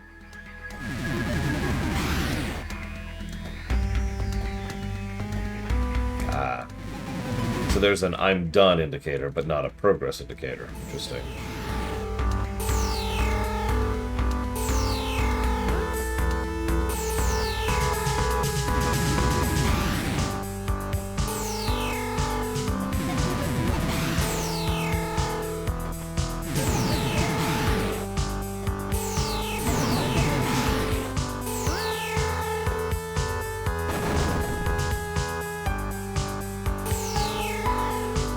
Nothing?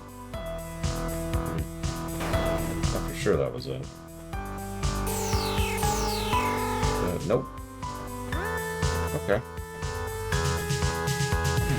Oh.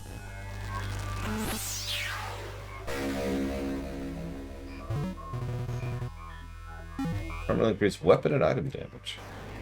Still doesn't really say what those are. Like, my weapon damage is up by 3. What does that mean?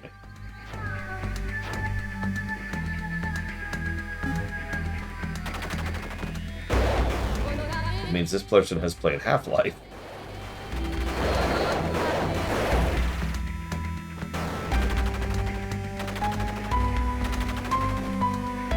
And before we go up,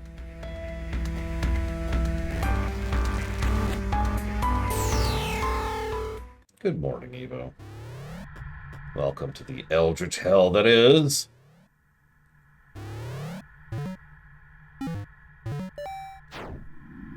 Indie. Oh, this is pretty gross looking.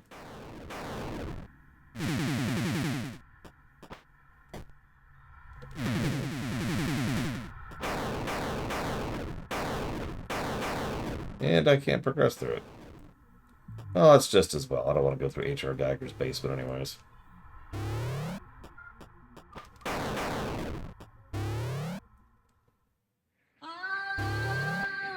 Up it is. We actually did give Soten a gross negative.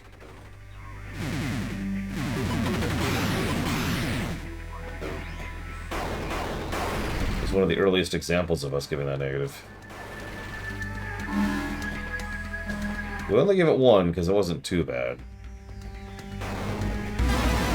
Comparatively speaking. But like Legion, yeah, that's gross.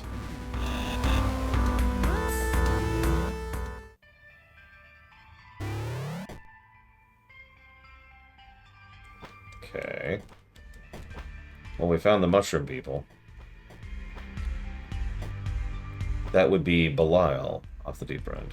And yeah, Belial and Legion both, honestly. Yeah, I didn't think so.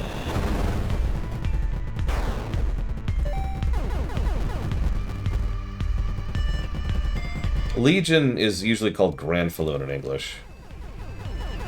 It's the giant screaming ball of corpses. They sure look like they are, Frieza.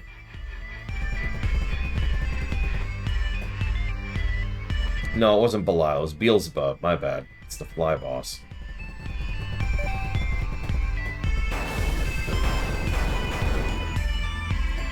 Okay.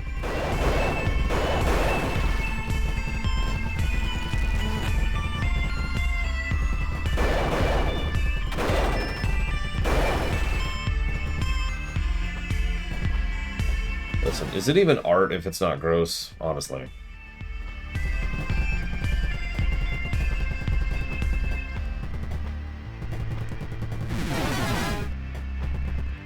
Corrupted either. I mean, my favorite weapon is the default one because it has the all-important range. Doesn't seem to help against these guys very much, though.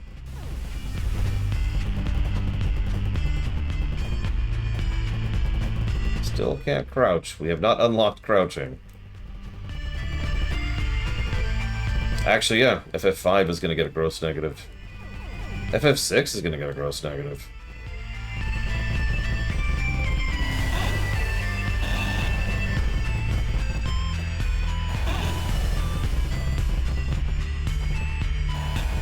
That's true. Sub-Zero's right. We can also have depressing art.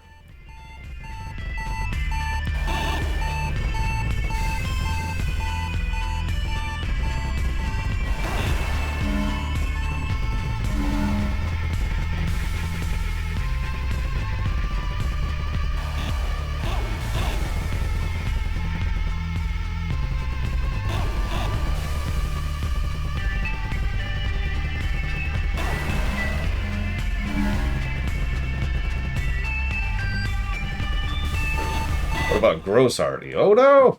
No! I'm curious if it's going to go all the way back. Yep, it is. I figured.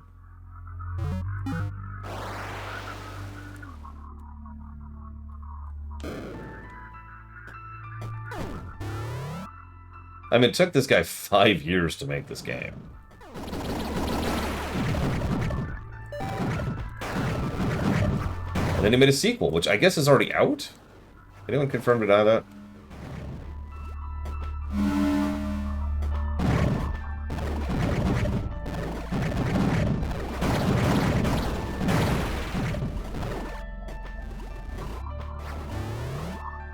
Yes, this is another one-person game.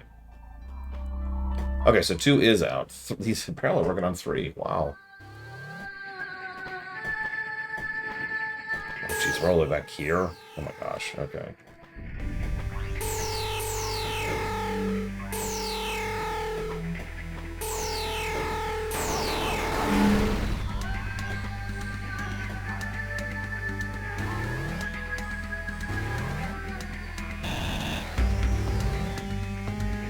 Jesus, Rex.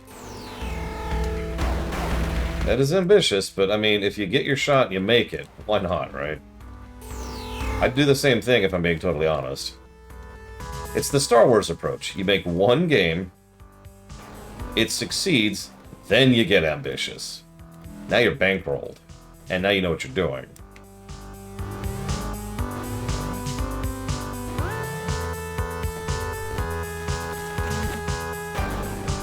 That's what Eva's gonna do. She's gonna make like her point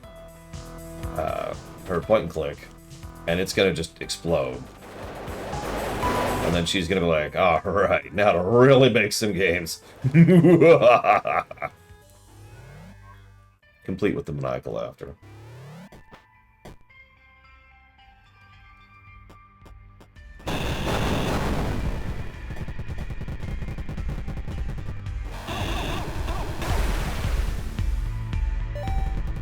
I'll notice. It's okay, I know I don't count. I actually don't think this was his first game. I might be confusing this with another indie dev, because I was looking up a bunch of indie devs this morning. But pretty sure this is this guy's, like, 6th or 7th game. Not by himself, obviously, but, like, he was a game dev who was making this on the side, kind of a deal.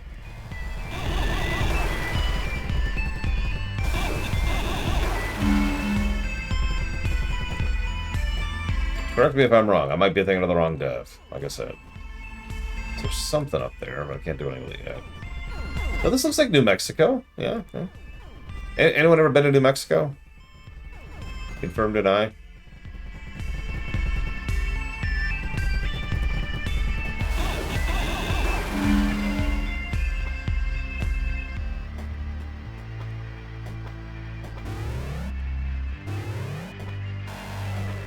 The giant desiccated spore mounds hanging from the ceiling. Outside.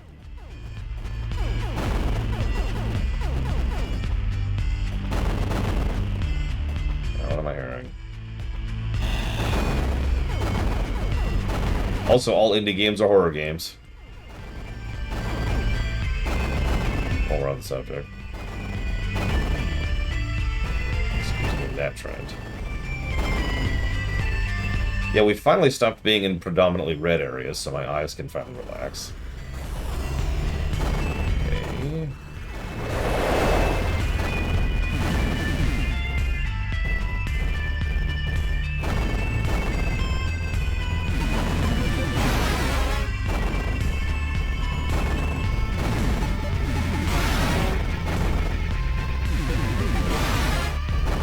Oh, whatever, I still can't shrink.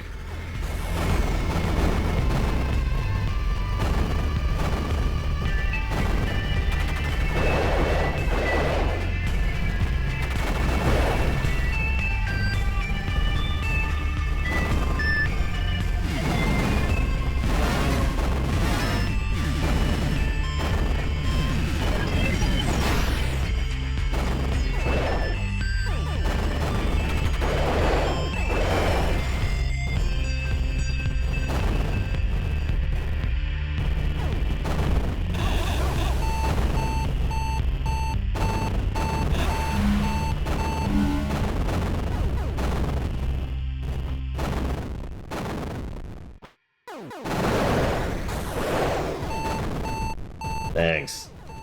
Thanks, random charging enemy. Appreciate you.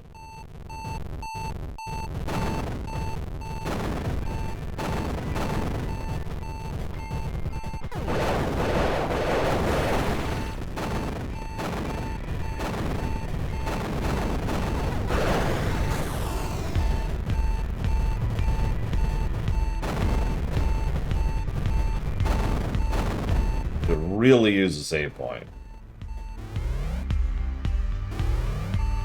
Could really use a save point.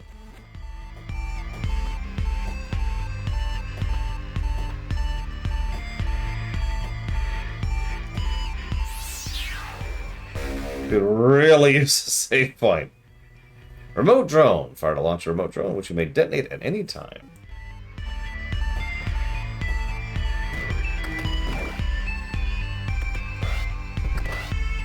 Ah.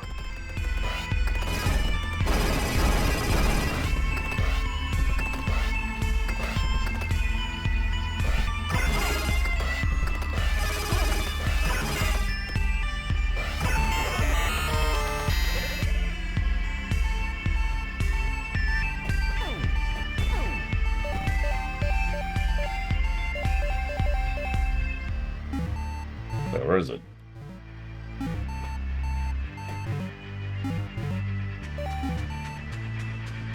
Ah!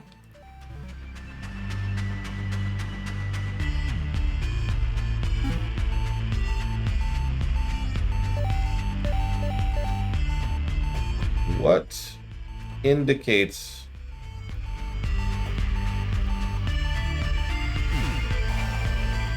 that it's recharging.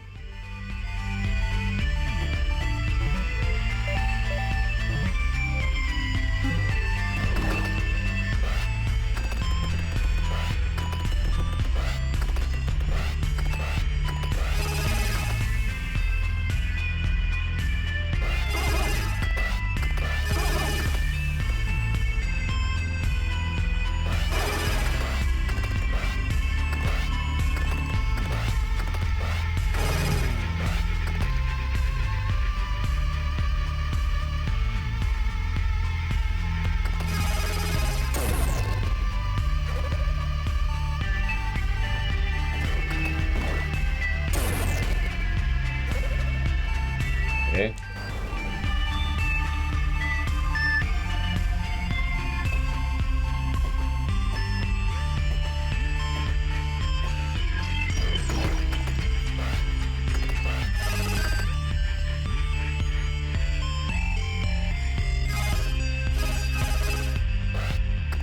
As a reminder, Evo, this music is at 20% volume. To which I can then add, it's a little ear-piercing. It's good when it's good, but like, yikes.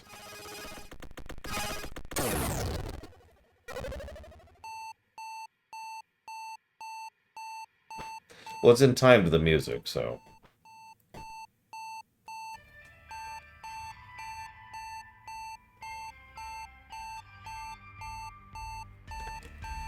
Is it activated? No, I guess it is activated. Alright, whatever.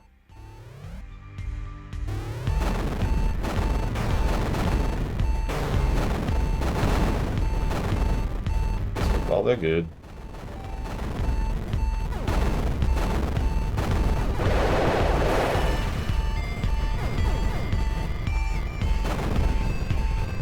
Like, I have a low health beetle going on right now. I wouldn't blame you for noticing it, though. Cool, all I have to do is go down there. This is a thing I can do.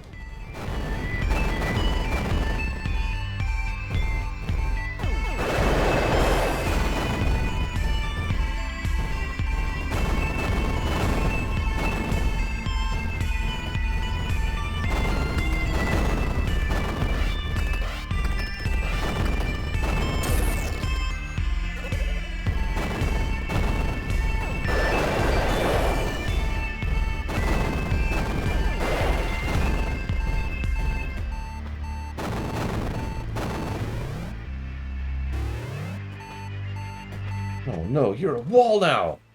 Sorry.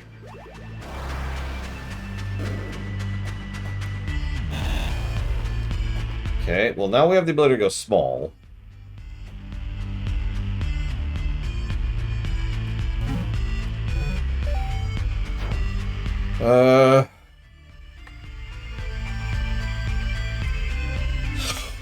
Well, let's just roam now.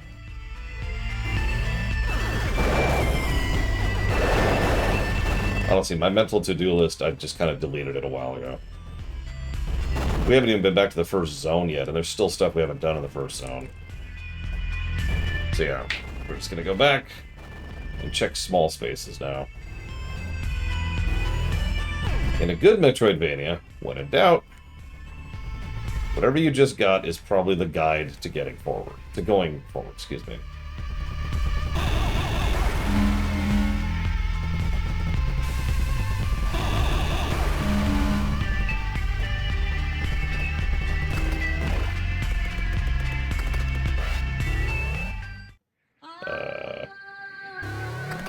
Interesting.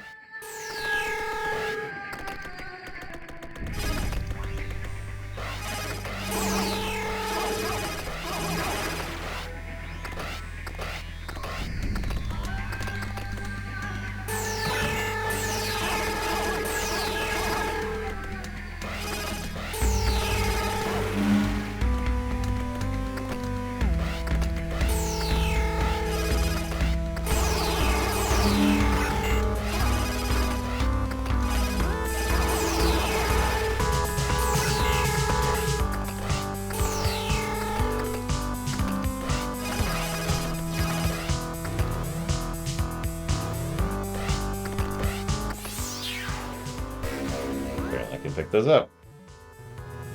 Each projectile fires additional projectiles at set frequency.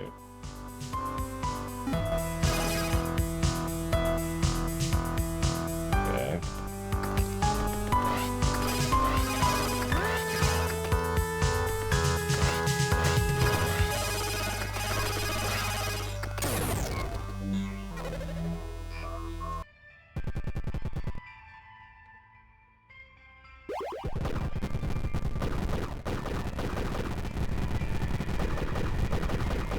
Interesting gun.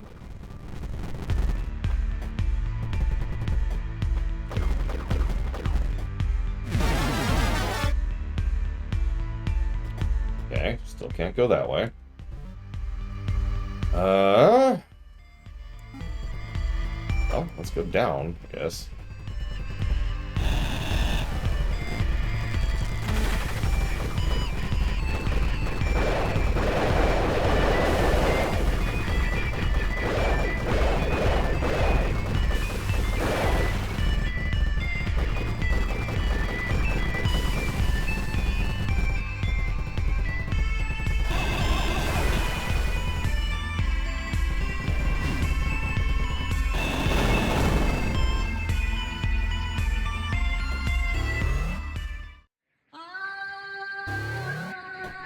Alright, Evo, I got the question of the thing for you. What do you think of the visuals?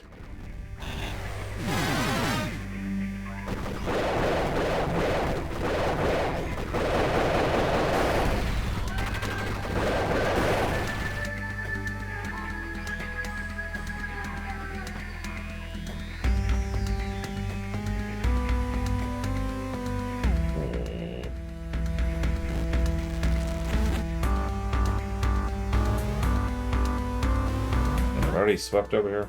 No, okay.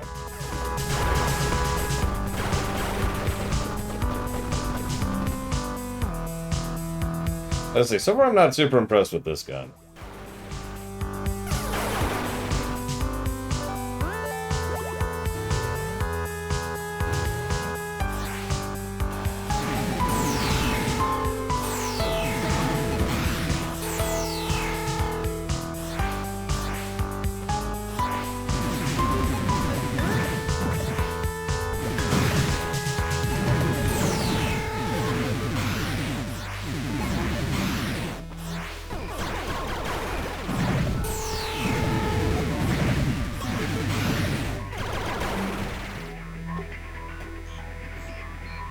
That's true, Dakota.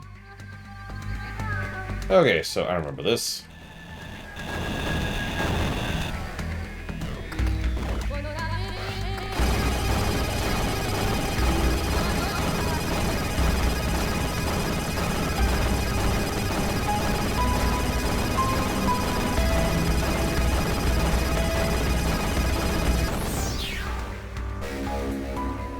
Got something. Another heart piece. Yeah, I see it, by the way. Way up there. Don't know how to reach that yet.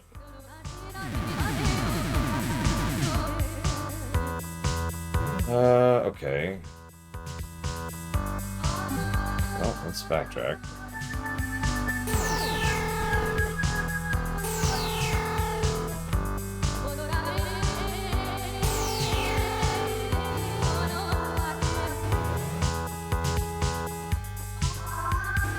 Feels weird to not be backdashing the entire way for some reason. I don't know.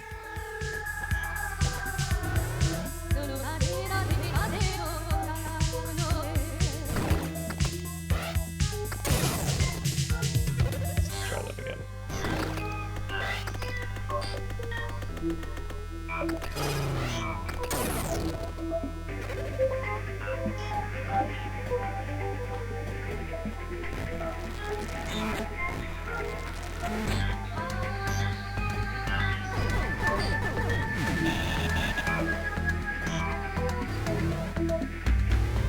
Oh, that's not cool.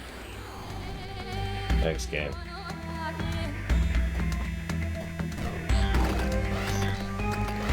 Oh, come on, game. Yeah, I'm sure speedrunners can crack a game like this in half. Look forward to seeing it during the audit.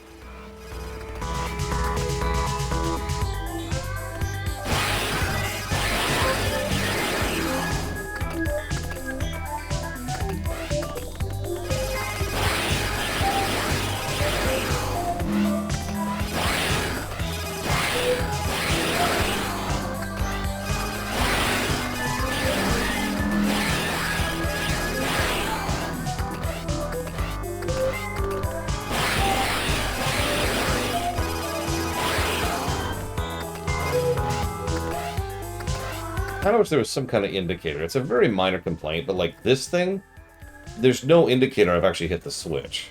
I mean, there was a very small audio sound. But like, show the button powering down or something, right? Change the palette maybe? I don't know, something.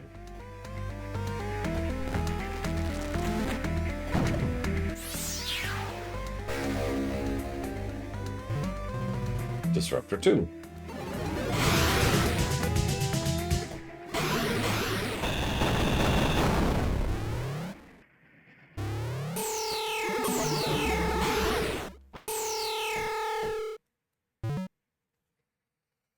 Well, shoot.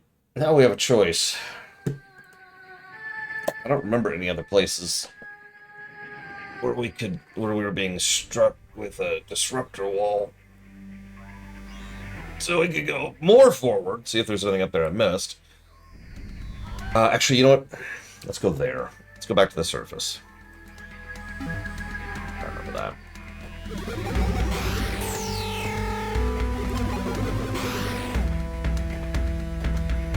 Nope, nope, nope, nope, nope, nope, nope, nope, nope.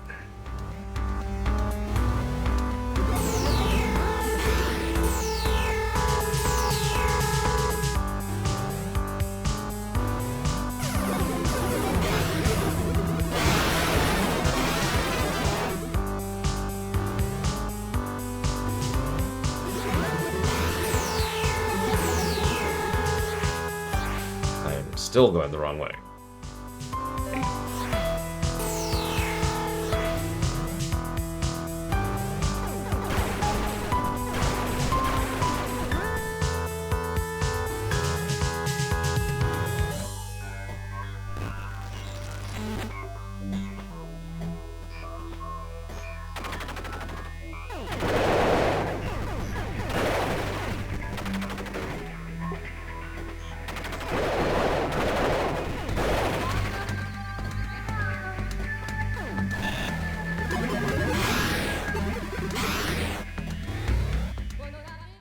Is this a quick thing? Nope. Okay, we'll come back to that.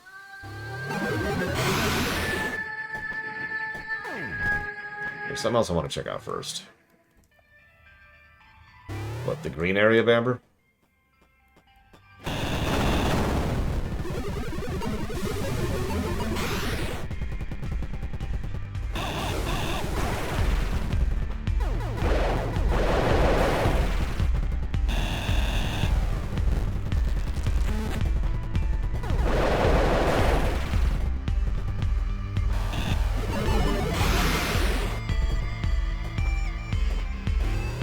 This leads to like a gargantuan new area of dome.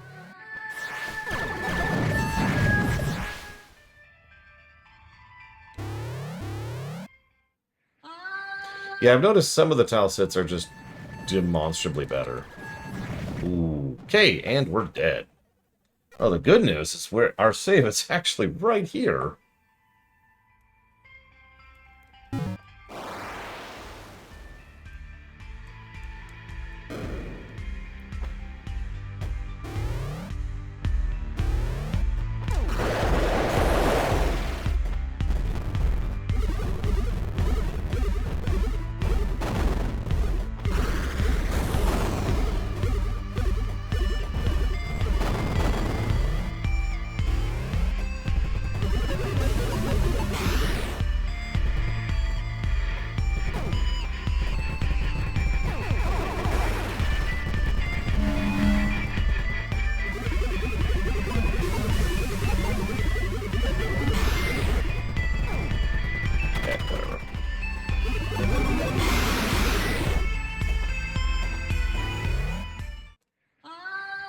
what else has the composer done, out of curiosity?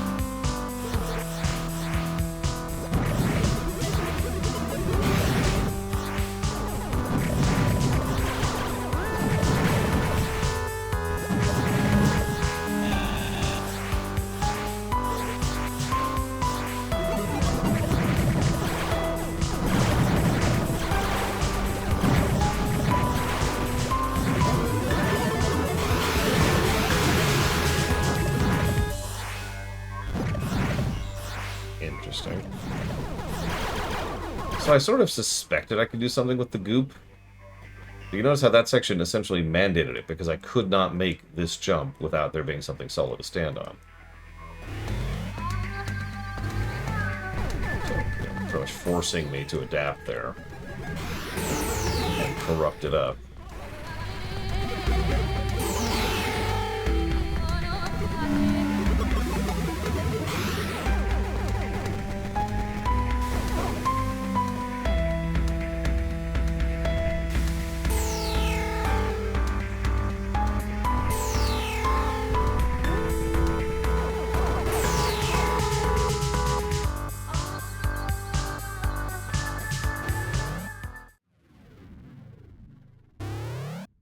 New area.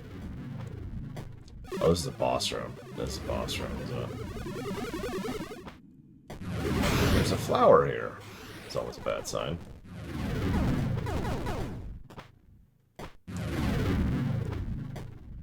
Several flowers, actually.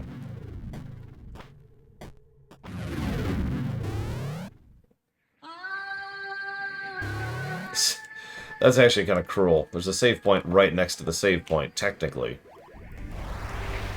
You just have to go all the way around to get to it.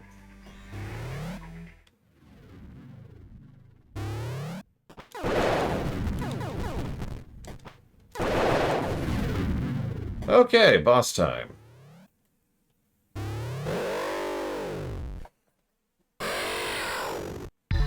What are these things? Surprise, surprise, it's another giant armed monster. Who is it? Are you demon? No, just a normal guy. Trust me, I don't even want to be here. I wasn't even supposed to be here today. It carries weapons, but looks like unsure. I only carry this gun to defend myself. You just let me be, I won't use it. Cannot trust self, cannot trust Athetos. But to be safe, it must die. Of course it must.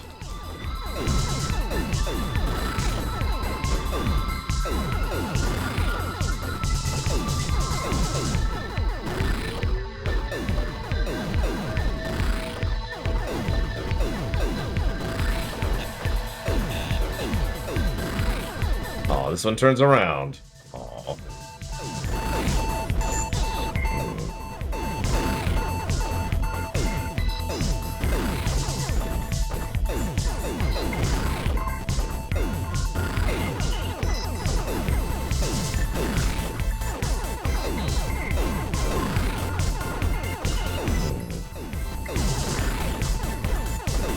I was gonna say, I hit it once, but I'm not actually sure how.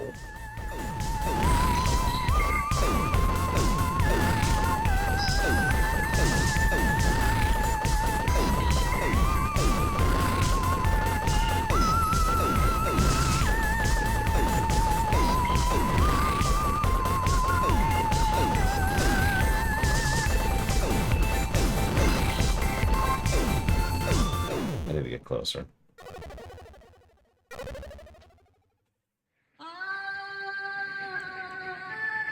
I didn't realize until about halfway through that I was these shots dissipate before they cross the screen. I have two ideas.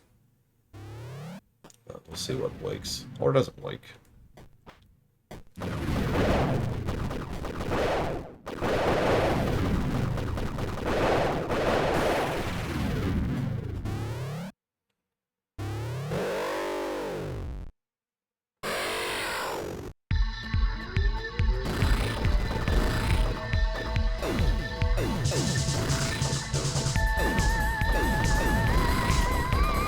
Oh, well, no, something did something there. Still not sure what I actually hit.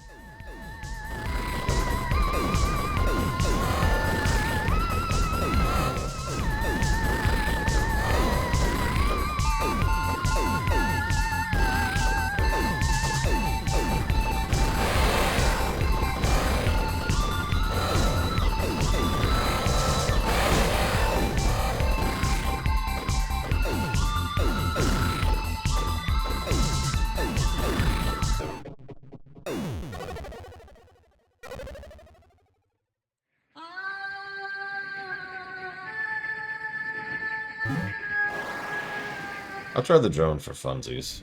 Although there's no safe spot, so I'm not sure how it's going to work out.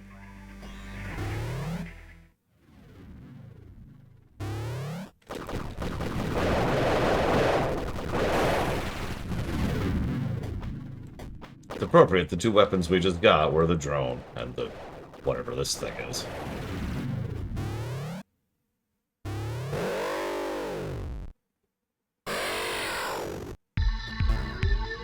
Oh, I actually can't summon the drone. It won't let me.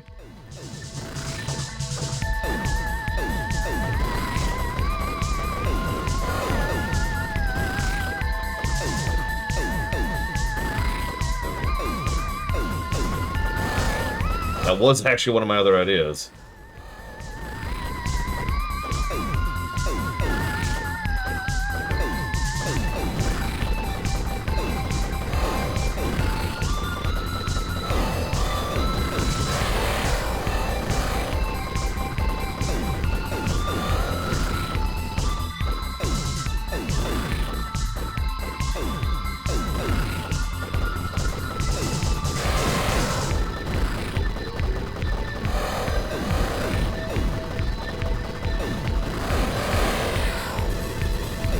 That's new.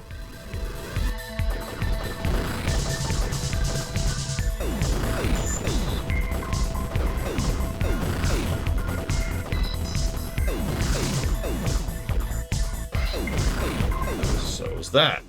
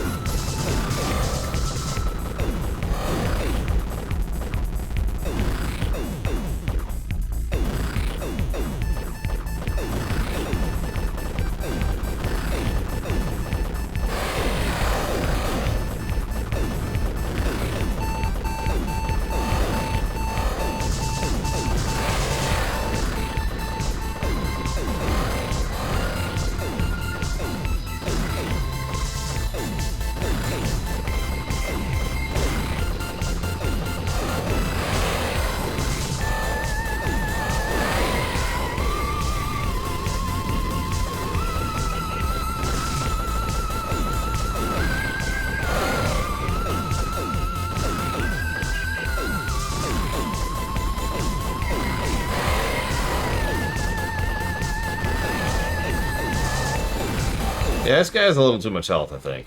Especially for a guy where I basically can't aim. I feel like whether I hit him or not is more RNG than anything else.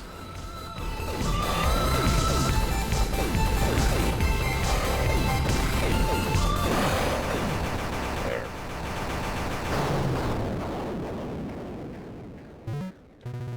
Everyone seemed almost reluctant to fight. Elsineva, what's going on? Athetos' soldiers were originally normal humans. He used his pathogen to transform them. Sometimes they remember small parts of who they were. So I've been killing innocent people? No, they were those most loyal to him. They helped him spread pathogen. Okay, maybe they're not innocent, but still, they're people. Somebody can get by while not killing them? No, at least I do not think so. But Trace, if you had been here, you would not want them to live either. Trust me, you should murder these things. Murder them in cold blood! So, how the hell do I get up there?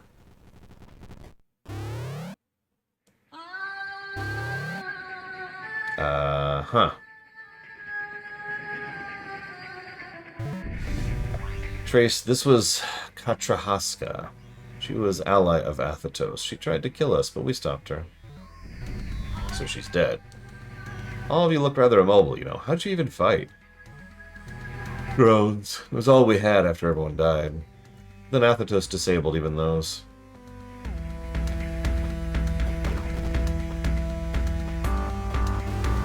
Oh. Self-change weapon. Doesn't do that much damage either. Just to add insult to injury to that thing.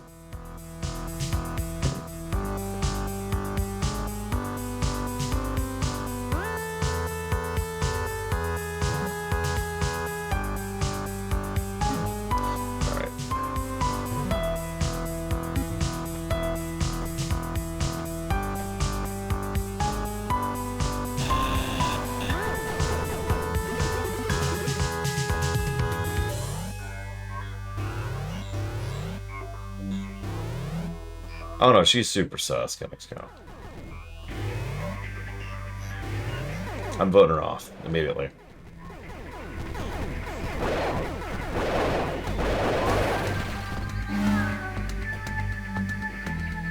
Well, this is how we get back down. Not sure why there's a path there, honestly.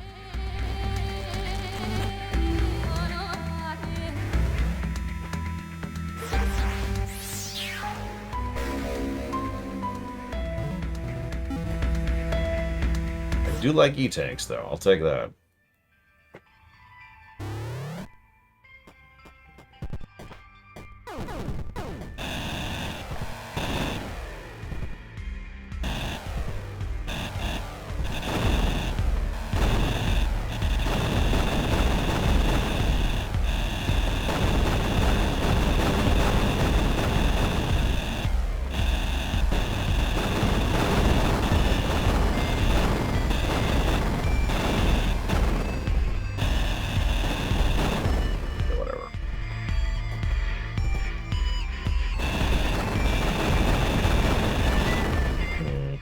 Oh, hang on. This feels backtracky. I don't remember there being anything substantially notable back there, so let's just go the other way first.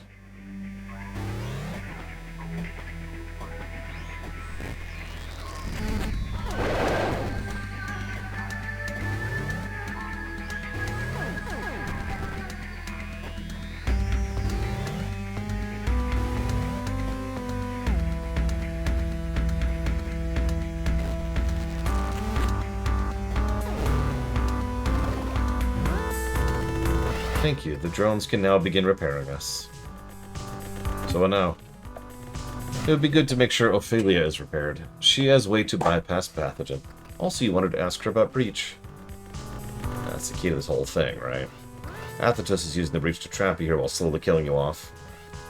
Yes, so the ultimate goal is stopping Athetos with secondary goal fighting Ophelia. But you'll need to look for ways of reaching them. makes sense. Let's see what I can find up ahead.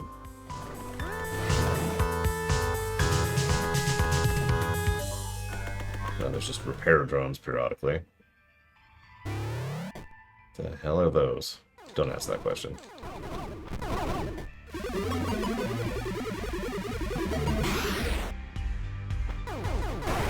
Now they're just glitches.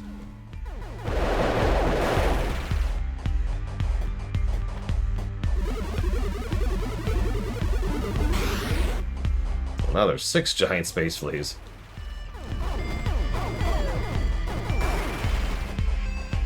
"10 years, J. Palmer. Came out 2015. So pretty recently, if you think about it.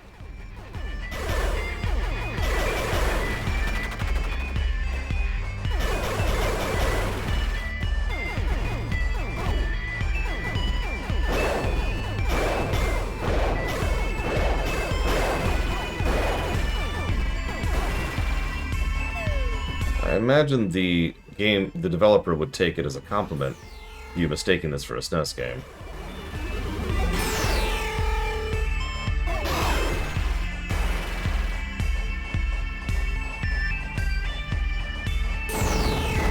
Whoa! Whoa, whoa, whoa. Okay, good to know.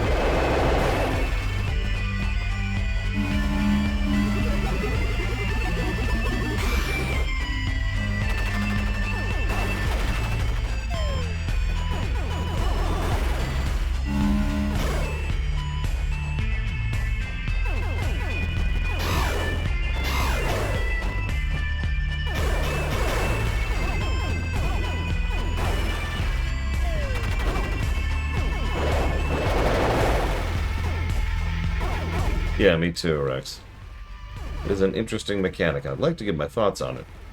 I was trying to... I guess this is an acceptable area. I was trying to find an area where the music wasn't ear-piercing so I could pause and jot down some notes.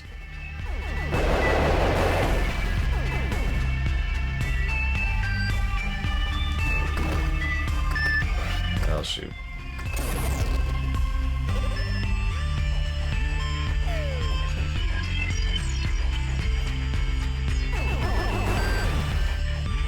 Good morning, Dragon Player.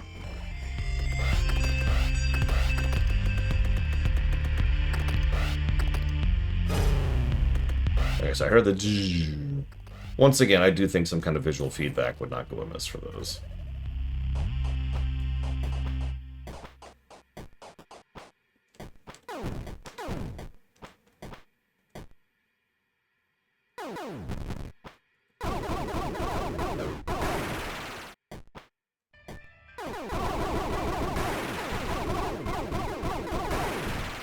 Okay. Pause for a second.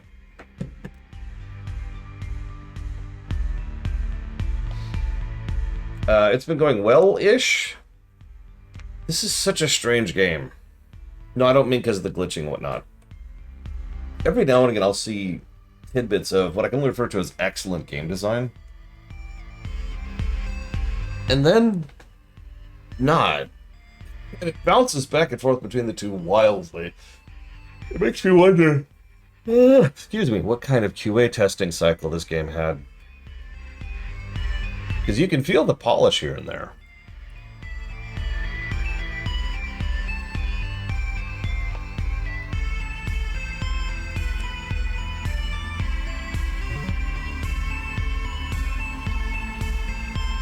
It is, Rex, absolutely. Every now and again, they clearly spend more time and effort on a specific segment of a game, and it shows. It pops, put simply. It's like, yes! And then, sometimes there's some other thing that's like, oh, well, okay. So... think about this.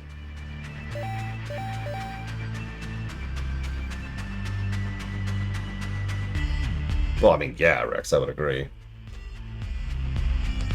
Honestly, most single dev games are smaller in scope, is what I want to call that.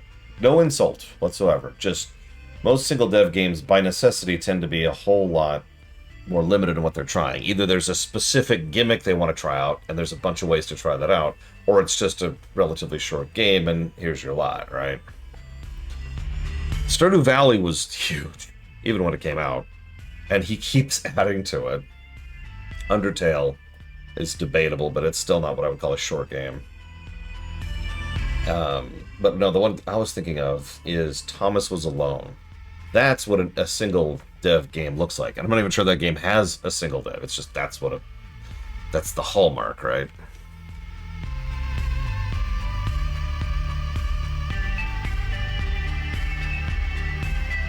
Yeah, Stardew Valley had more than one dev too.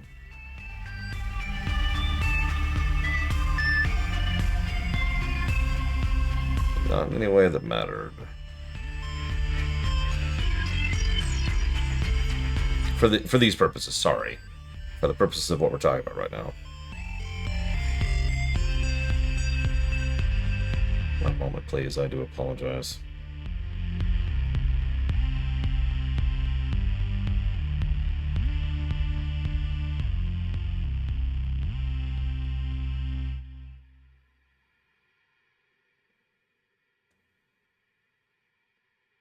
That's a good question. When did Dust come out? I don't remember. Dust Elysium Tale.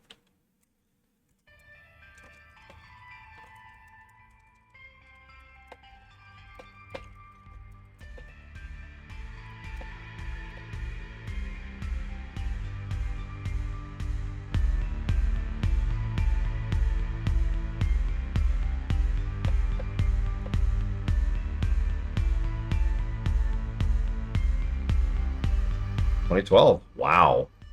That is older than I thought.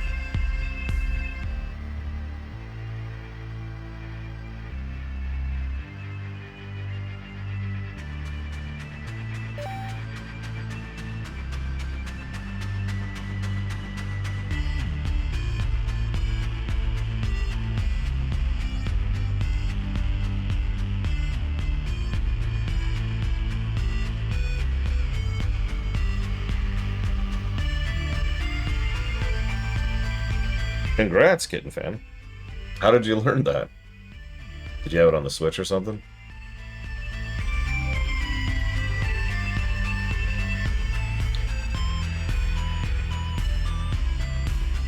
What?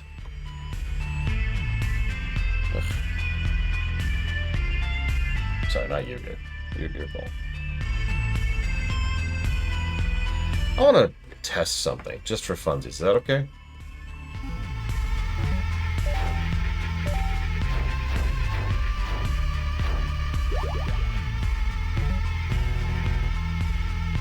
Okay, Jim Palmer. Well, just that I'm going to do it just to spite you.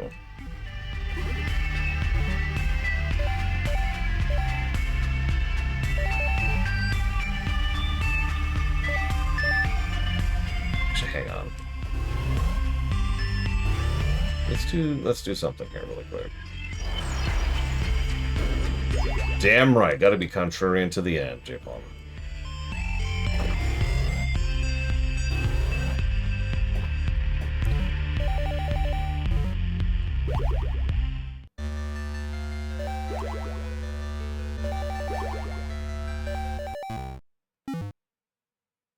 I'm just curious of something. We have 16% of items and 30. Okay, so you save progress, but it puts you back to your last save point.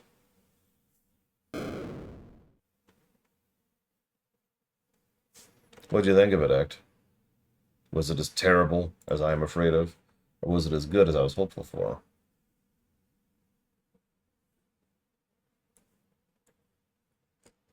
Only you can answer this question.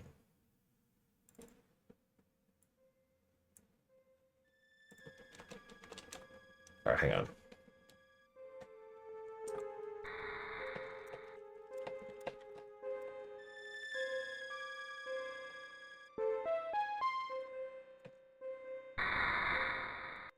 Hello, Cat.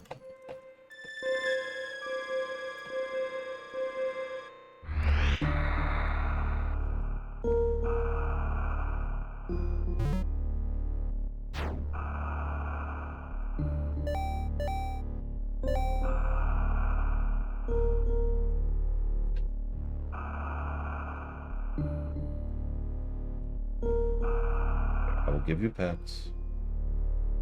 Because you're looking at me, which means you want something, which means you probably want pets. Because you are a strange cat.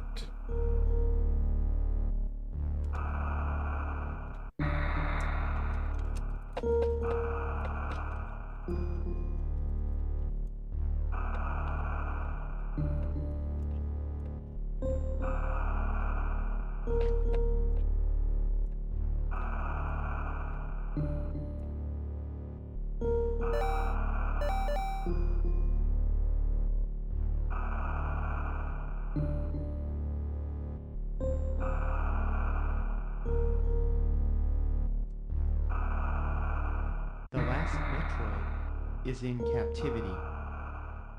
The galaxy is at peace.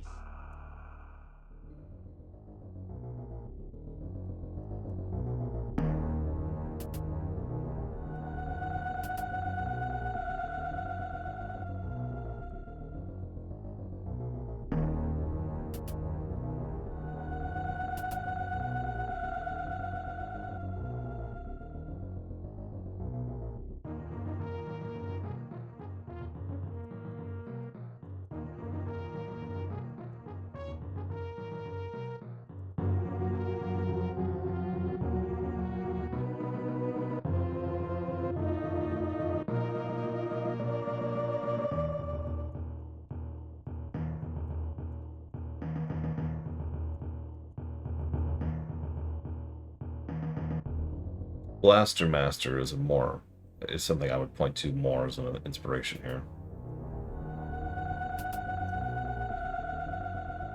And a little bit of Contra.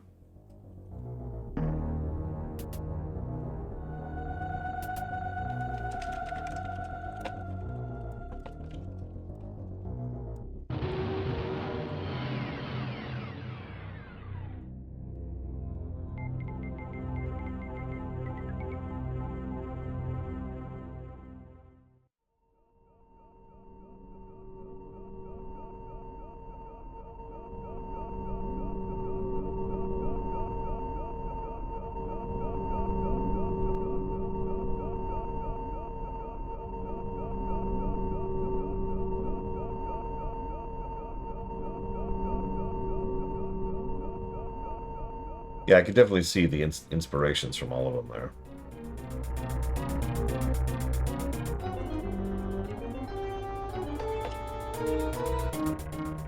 Maybe a good fate.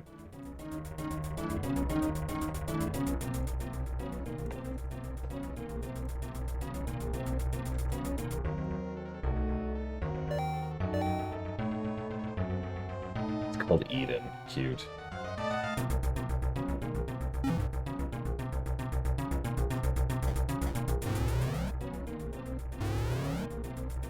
See if those things attack at all.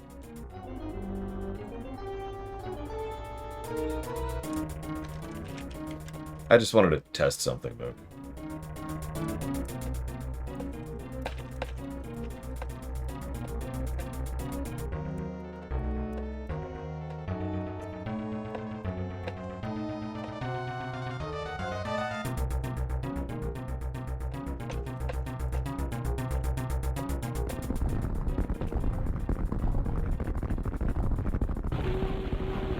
Okay.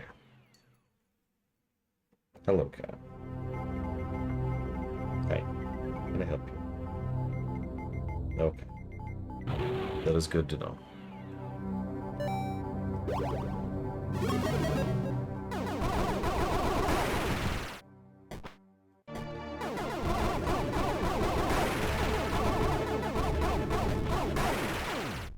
Interesting tends to be good. Well, no, that's actually a total lie.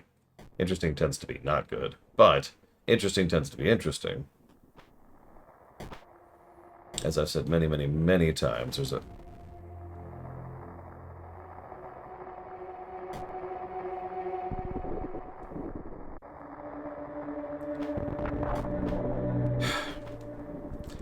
There's a value in interesting. That's what I was trying to say. Also a value in a game being a dick. Alright.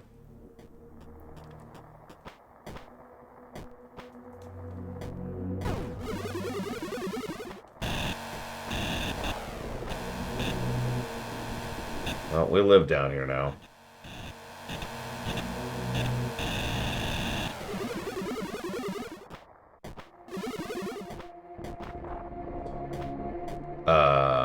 Are we stuck? We can't possibly be stuck. There's no way.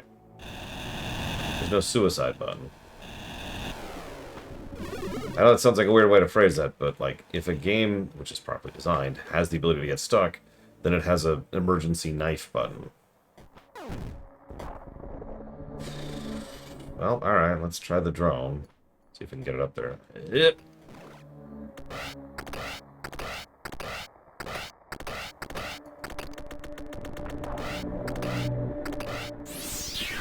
That looked like a grapple.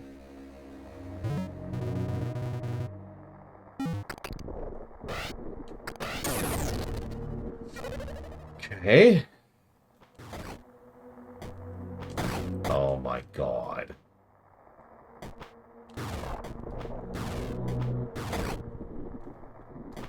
Oh, that's gonna take some getting used to.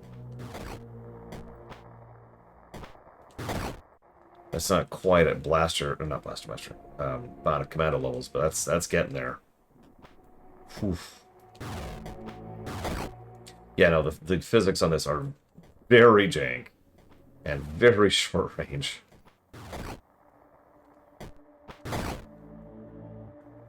There we go.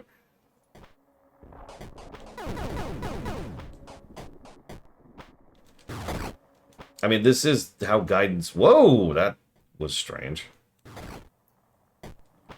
How did I keep swinging?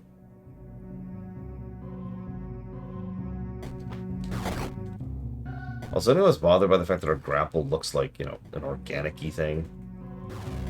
Instead of anything less gross. Okay, so I figured out the controls, I think. Obviously, there's grapple itself. Default is an angle. If I don't press any buttons, this is what happens. I can then hold up or down, and then when I want to go a direction, I have to hold that direction, which immediately and automatically lets go of the grapple. It is very strange, as you can see. I'm gonna try to get used to that, because, yeah.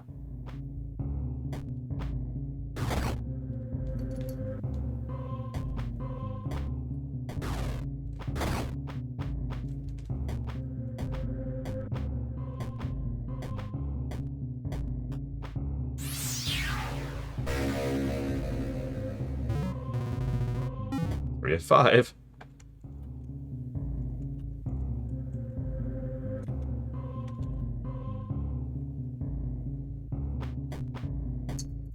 I mean, Super Metroid's grapple is infamously terrible. It's actually one of the worst parts of the entire game, especially since it is intended mandatory. The fact that I go out of my way to never get the grapple is totally not because of how awful the grapple is. Wink, wink.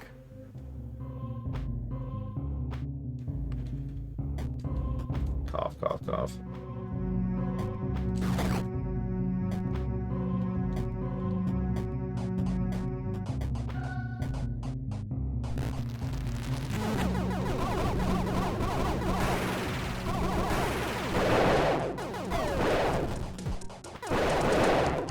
this.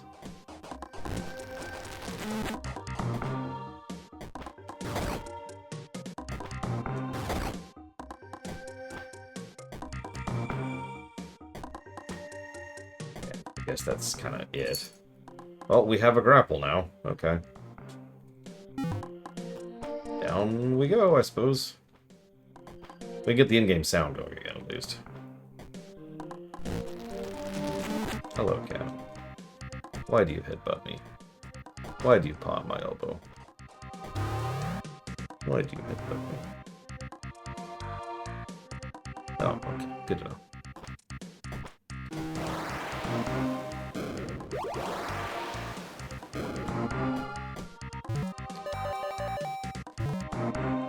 Turning on the in-game sound again. We have to actually leave the game.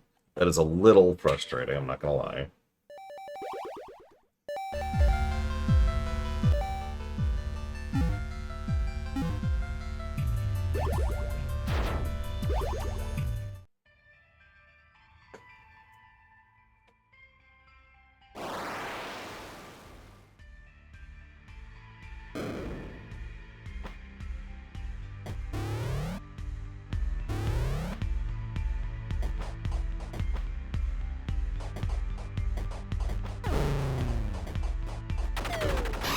So door state doesn't retain across save loading.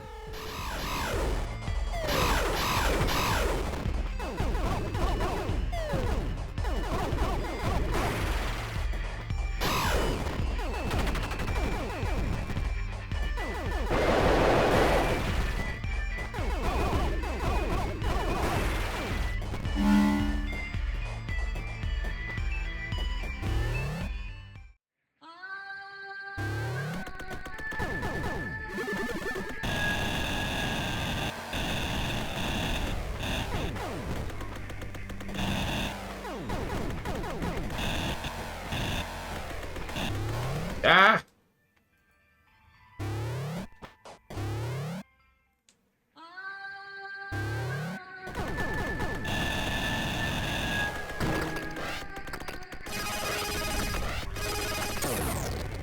Alright, I give up. Whatever. I don't know how to progress to the right. It's a freedom point, is what it's called, Rex. I usually use that term to refer to things like RPGs, because most RPGs have a definitive freedom point. It's a very common formula. You have an almost entirely linear experience, and then at one point in time, boom, everything opens up, and that's your freedom point. A lot of games do it, don't they, Cat? Don't they, Cat? Don't they? Yes, they do. Yes, they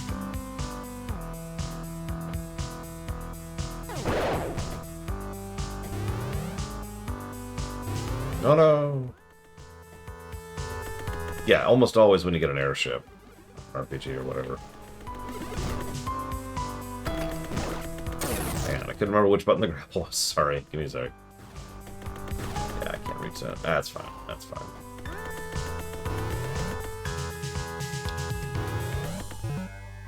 And yeah, a lot of games have multiple freedom points for obviously obvious reasons. You know what? Actually, hang on. Let's go back where we were.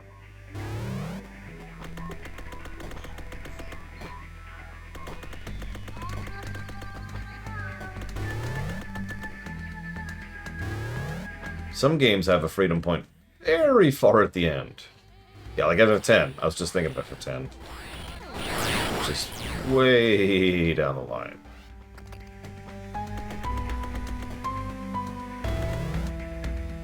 Honestly, FF7 has a very late freedom point as well, while we're on the subject. You don't get the high wind until you are way into that game.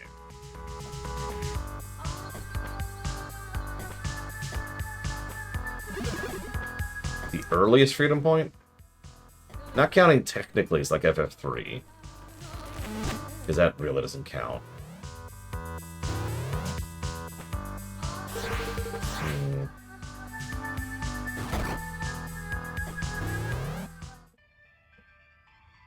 Actually, yeah, Breath of the Wild. Very, very early freedom point. Pretty much the moment you leave the plateau, you are good to go.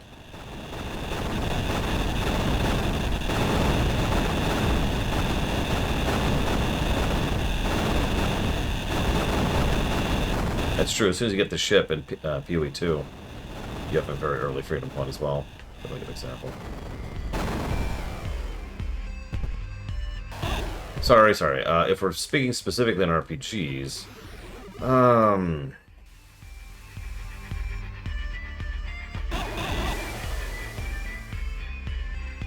was gonna say, Elder Scrolls games, more or less by default, tend to have them the moment you leave the tutorial.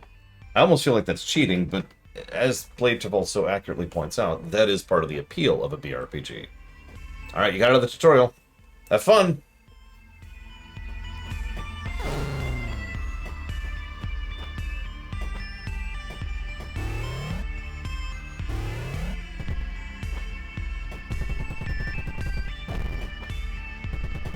Yeah, most Mass Effect games do too. Honestly, now that I'm thinking about it, a lot of WRPGs tend to have relatively soon freedom points.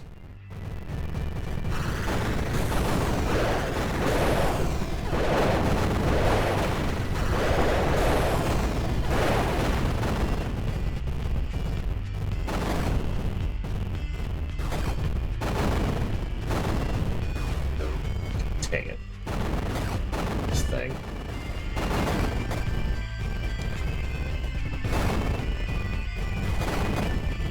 Ah!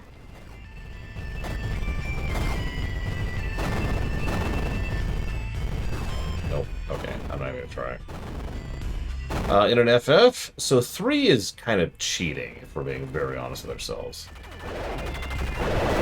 But even if we discount the first airship which you blow up, or the second airship which you then blow up, the third airship you don't get for very far in, relatively speaking. And the third airship you stick with for the entire game. 6 has a relatively early one, and so does 4, actually. Again, that's a first freedom point. Now, if we're talking last freedom point, it's a little different.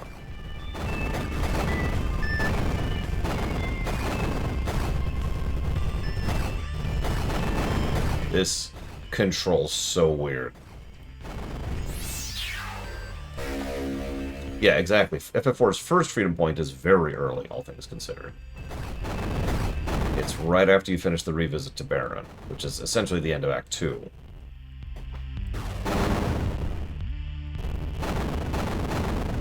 Ten 2 is a little too mission-based for it to really have a freedom point in any real sense of the word. Because, yeah, you could go to every zone literally right after the tutorial area. The 2 tutorial areas, excuse me. There's nothing to do there. The game doesn't actually open up until later. Oh my god, that's... I think I'm getting used to it, but man, that control's weird. FF12 actually does have a freedom point. It is very far into the game. It is, in fact, pretty much right before the final bevy of dungeons. When you get to the port of Baffleheim, I think? I'm trying to remember the name of the place. It's very, very far. It's essentially when you get to the last town in the game. I don't remember the name of it. It's the town where you meet Red Us.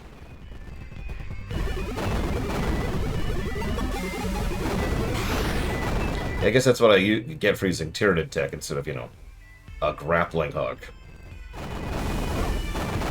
You know what? Fine. Die. FF1 has a weird freedom point because it's actually variable based on you.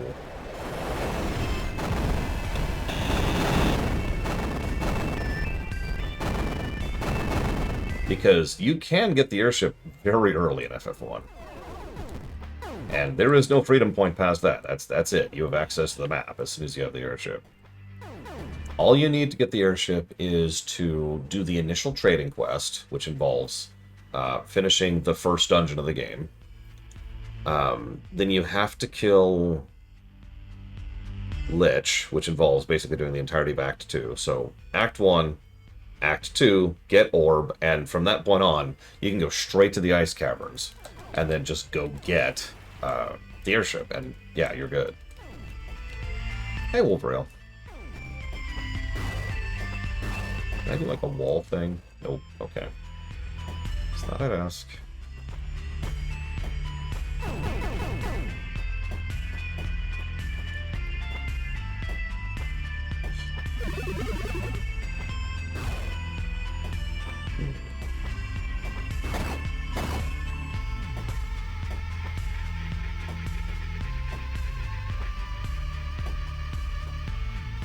Yeah, 2 doesn't give you an airship until there's no real places to go with it anymore. It's almost a formality. Like I said, 3 gives it to you, I'd say about halfway through, if we're counting the 3rd airship, which really is the true freedom point. I couldn't remember the grapple button for a second. Don't mind me.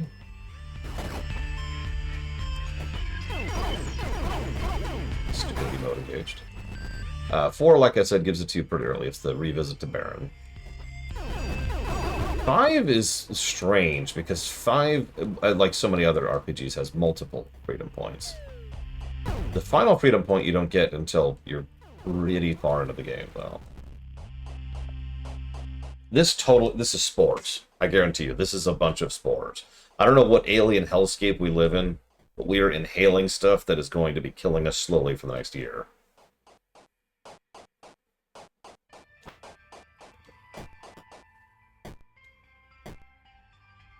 Yeah, 7 gives you the airship way into the game.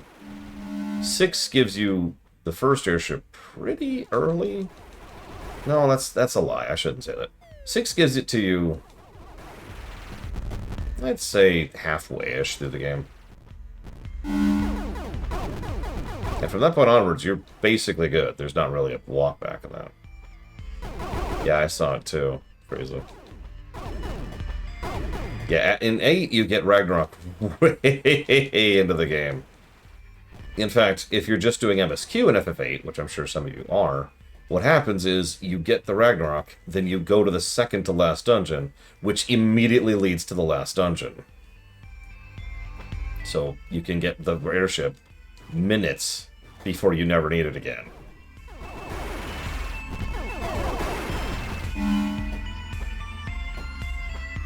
Yeah, I noticed we're still going up as we're getting closer and closer to this breach wall. I feel like this is a terrible idea, but whatever. Nowhere else to go, I suppose. Let's see. The 9 also gives it to you really far. 9, like so many others, has multiple, but the real one, which is the airship, the only airship, you don't get until, God, like, pretty much the last act.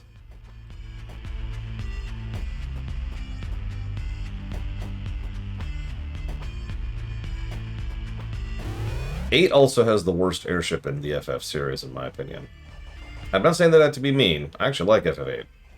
But I think that is the worst airship.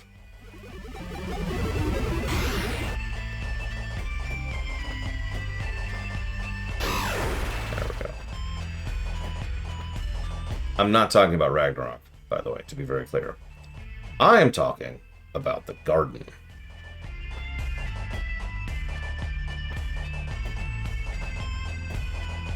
Alright, guys. I've got an airship. Hang on.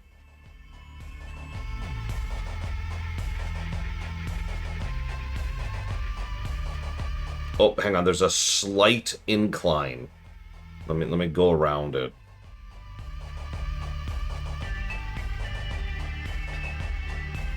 Okay, there we go. Now I can go forward. Yeah, it is technically your first freedom point in 8. There's no technically. It is your first freedom point in 8. It's not a great one.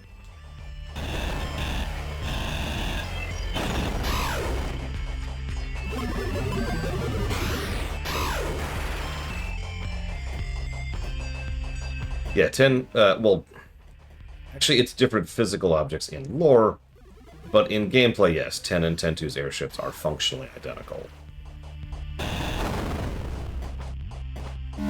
They're just menu options to decide where to go.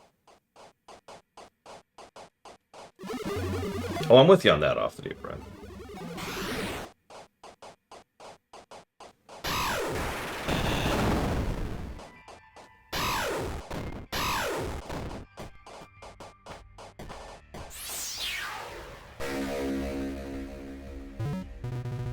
Increased range of remote drone.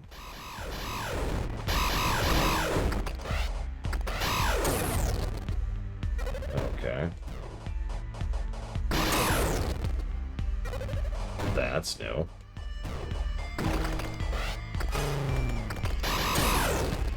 Interesting.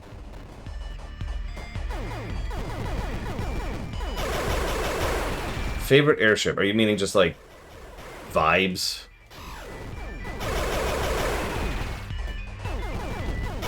Because I can actually tell you one of the best airships from a purely gameplay perspective. And you're going to make fun of me for it, but it's still true.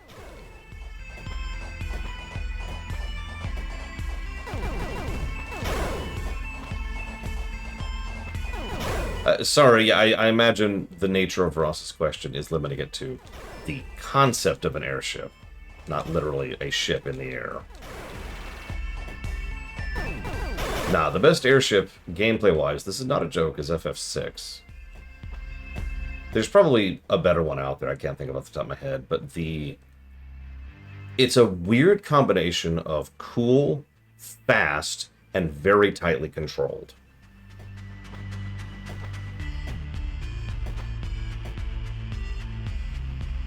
Like, how many of you have ever played 4 or 5, both of which actually, the original 4 or 5, both of which have the same issue, where you are so fast that it's actually sometimes hard to land where you're going? 6 solved that by using an interpretive layer on where you can interact with when you go to land.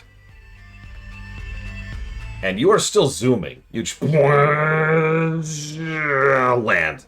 It takes seconds to get where you're going in 6 if you're in a hurry, which is great. You'll just fly around for a while if you want to, which is great. And yeah, the controls are very tight, like I said.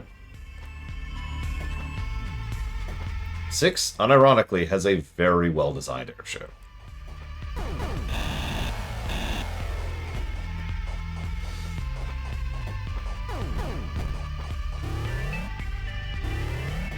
Oh man, I remember that push-ups.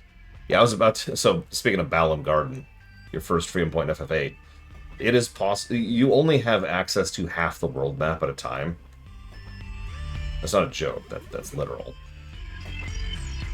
And if you go the wrong way, you gotta go all the way around. What the hell is this? See you around, Kitten Fan. Have fun. Don't get too frustrated. Yeah, something I got very good at in 6 is zooming near a destination and then immediately hitting Y and precision landing where I wanted to. And it's so freaking smooth. It's just... land. I love the you know me, I love fluidity in a video game. It's actually, I've talked about this before, it's one of the reasons FF6 caught me so hard early on, is because RPGs didn't have fluidity that I encountered prior to FF6. But you asked about vibes, not gameplay. That's actually a lot tougher for me because I like the vibes of a lot of airships in RPGs.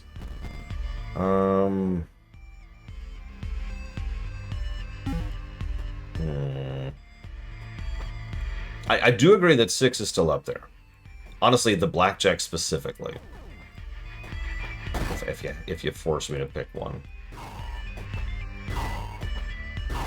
I would also agree with you that the Epoch, I know it's technically pronounced Epic, I don't care. The Epoch is very high up on that list for me as well. Go figure, 2 of the best RPGs ever made. Okay. I'm also going to go against the grain here a little bit and say the Big Whale. I am specifically going to point to the DS version of the Big Whale. You know what? Yeah, Rex, Pumpernickel, go ahead and give me a direction. Because I can just start roaming back now, which is what I was going to do.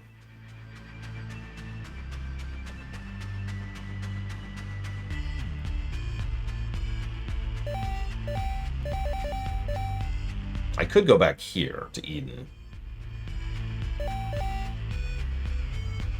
No, actually, the one in FF14 is too organic looking. The one I like is the one that looks like a giant spaceship, because it is. The first one, push-ups.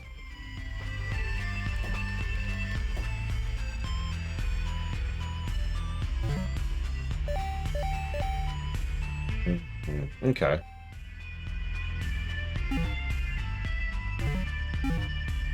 Well, let's poke at something. I mean, that quest is going to get its own moment positive, Ross, and I don't need to explain myself. They're in some of them, Magister, yes. Like, for example, in the original FF1, emphasis, the original, the NES version of the FF1, that you go to space and go to a space station.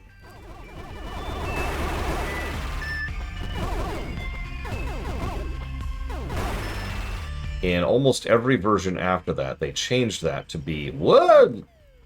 To be a sky castle instead. Oh my god, these freaking fleas! Go away! Go away! Go away! Go away! Go away! Go away! Go away! Go away!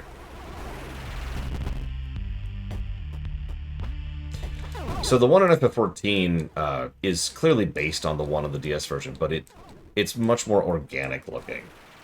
It undulates in a weird way. It's hard to describe if you haven't seen it as much as I have. There's a reason I stopped using it.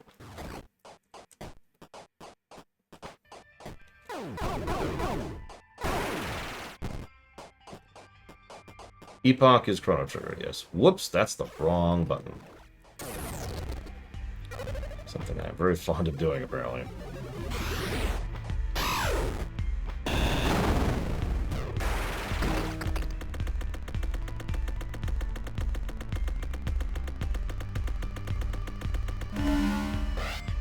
Damn. Oh no, I could just... There we go.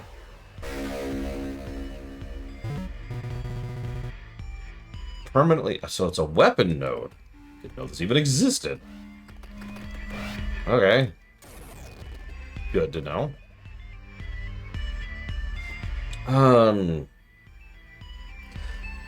I have to mention several airships in 12. I know they're not player airships, so I'm cheating. But I love the look of the Ifrit. The Ifrit, excuse me.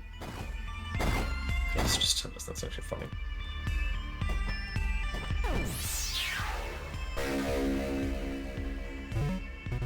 We know that the mind, like Euclid's algorithm, is external, existing equally across all universes in which it appears. It can never perceive its own demise, rather the instances which do not cease carry on for those that do. For most of us, this happens without us being any wiser. But what of Uruku? It is not so much death as the deadly aberrant dementia. The algorithm itself is twisted, changing from one moment to the next. There is not any one point at which Athetos ends and Uruku begins, simply a continuum of torment. Were I to die now, would I awaken mercifully as my former self, or as this amalgamation forever seeing danger in every shadow?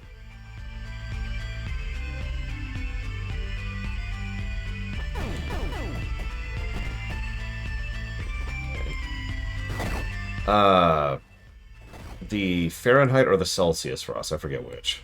One of them is in 10, the other one's in 10 too. It's easy to remember because obvious. FF13 did have an airship. Yeah. Don't worry, I'm sure it has nothing to do with a game where, you know, we respawn by going into a clone body or anything. It's fine, it's fine.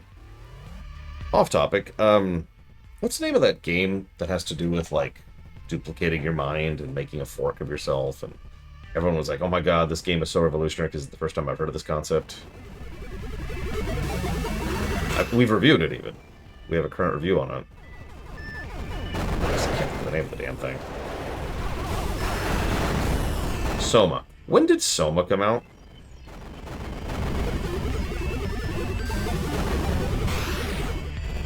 Just as a curiosity. 2015.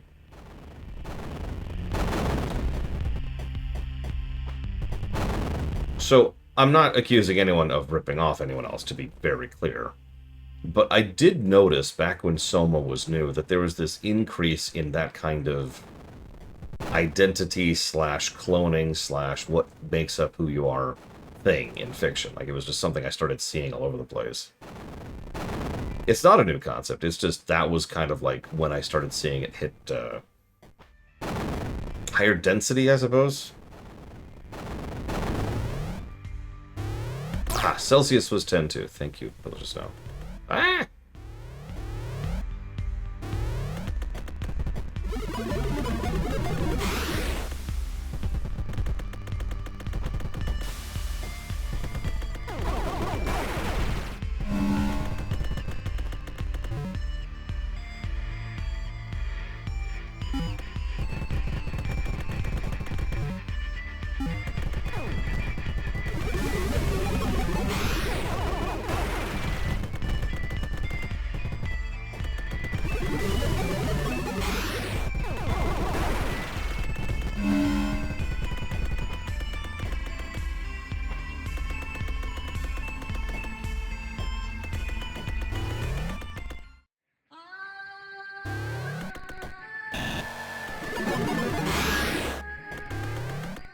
So we only stepped our toes into here.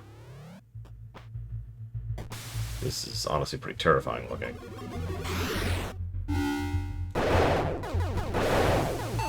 Oh my god, that hurts!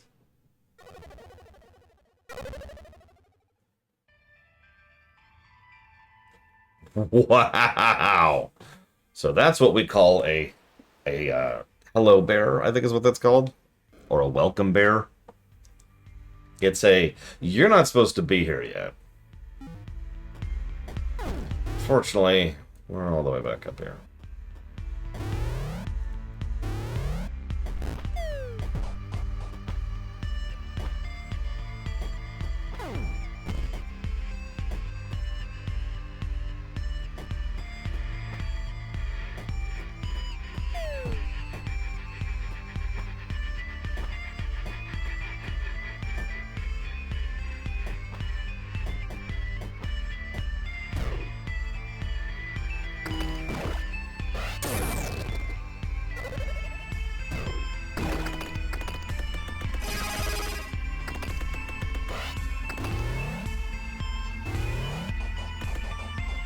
Okay.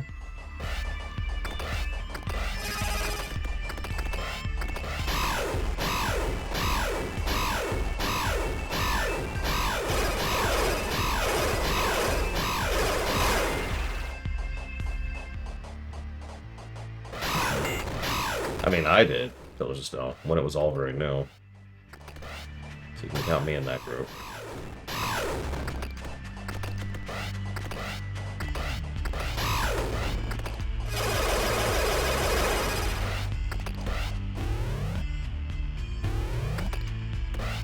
Conceptually, WoW actually does have airships, as in the archetype, not the literal concept.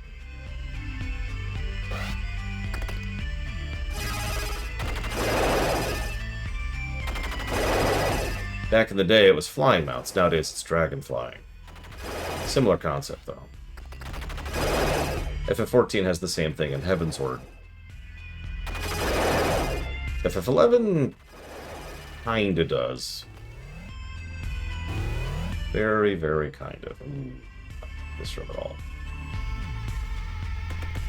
Okay. Yeah, I don't like this room.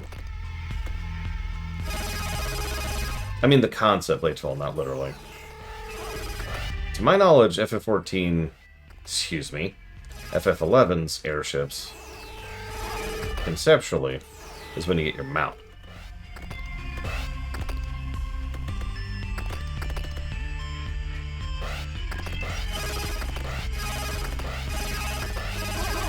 Otherwise, FF14 and FF11 don't quite have the same concept. Because in both cases, they lean on not fast travel, excuse me, waypoint systems, predominantly.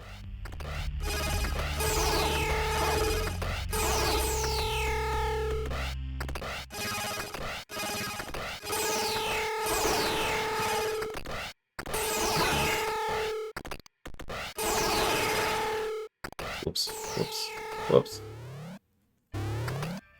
Okay, whatever this is, it better be worth it.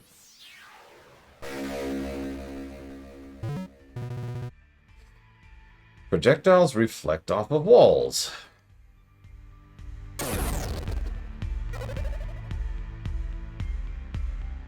Mm-hmm.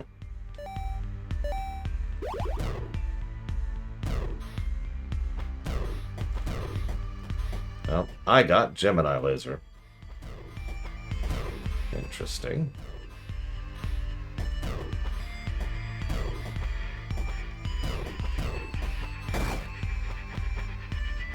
It did not do that.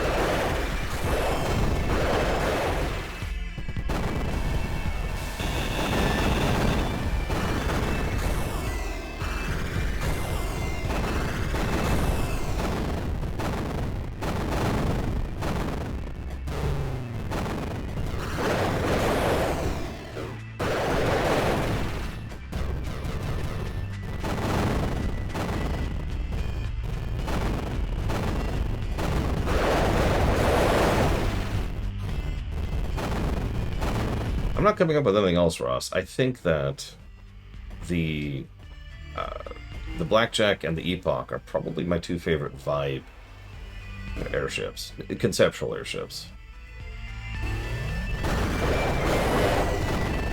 The only other one that came to mind at all was the ship you get in PoE 2, and that's kind of cheating because it's not a ship. It's just the access to have a ship, which you can then buy, change, customize, and equip however the hell you want to. That's cheating. And again, a little bit more gameplay-y.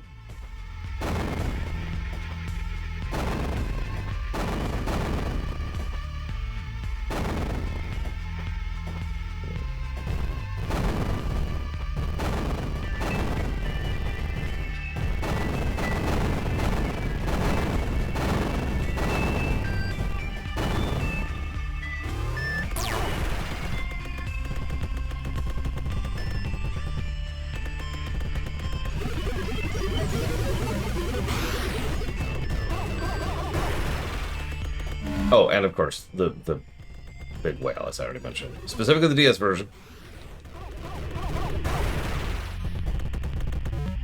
It looks like a ship and not organotech.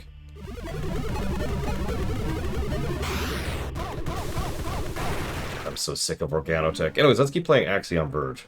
So my coat canonically has a bunch of guck on the inside of it. My weapon has a bunch of guck inside of it. Wait, no, we're not going that way this time. Right.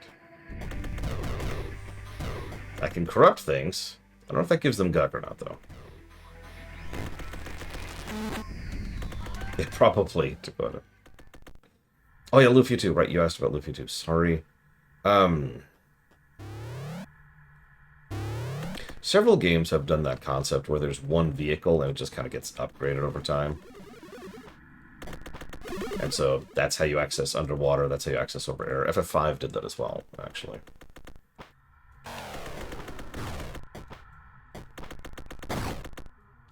I think it's more cool than good, if that makes any sense. What is all of that?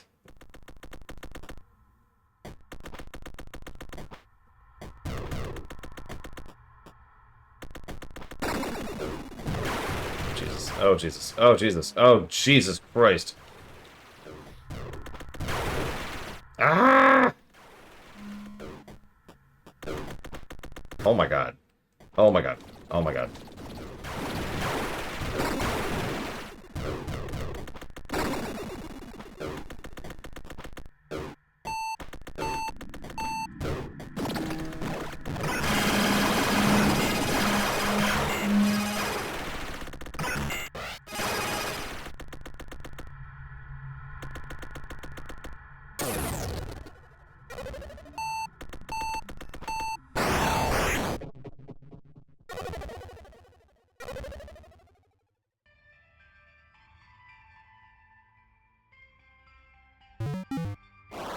So I see we have gotchas in this game, too. That's actually the first gotcha I've seen in the whole game.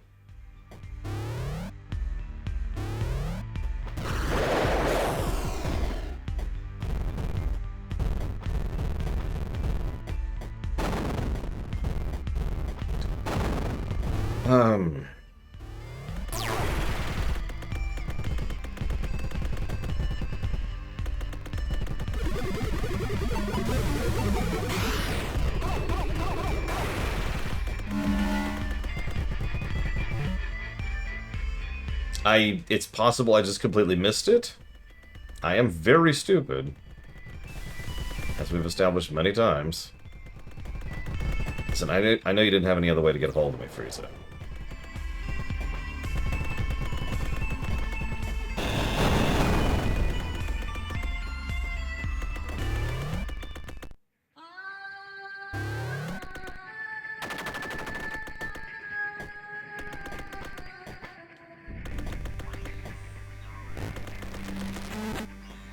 I mean, gotcha's a gradient, right? Some games are really bad about gotchas, Ninja Gaiden, and some games just have them periodically.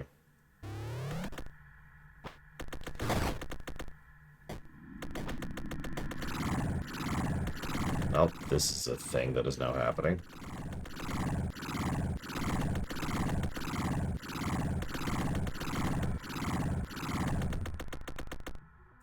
Huh.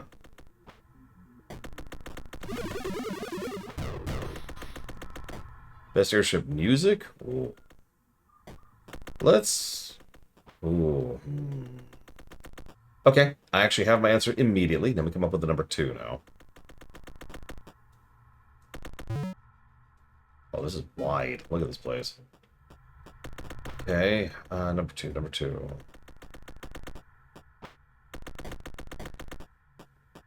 Rather than saying a number 2, let me just think of several.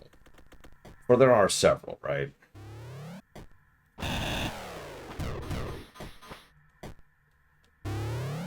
No, I figured Frieza, but I want to see what this was first. Deja vu. I've been here.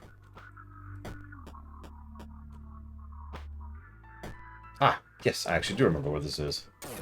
That's the wrong button. Sorry, that button I keep hitting is grapple in Super Metroid, if you're wondering why that keeps happening. Look, I got a lot of muscle memory for Super Metroid, okay? What do you want from me?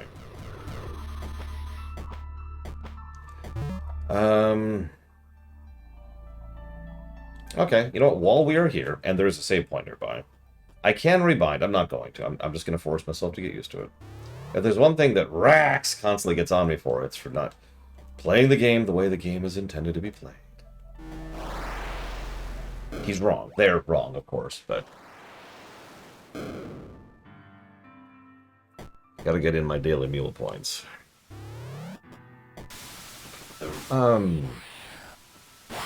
It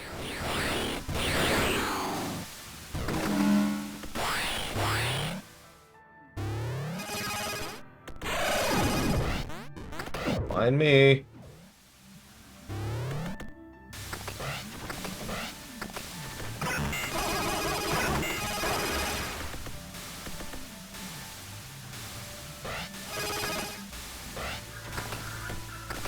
Wait, what'd they do, Hazardous? What'd they do? No!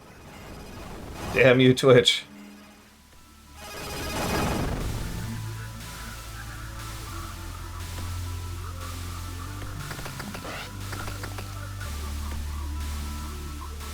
Oh yeah, suicide. Fascist Hitler.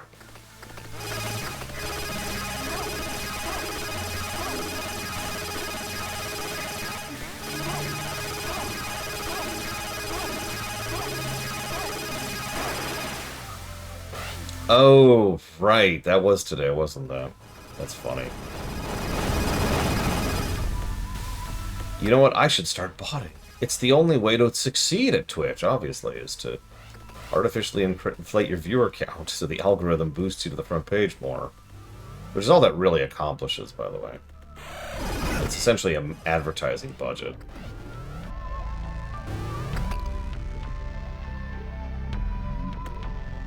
It's Mitsuda. It's very obviously Mitsuda, but it is Mitsuda.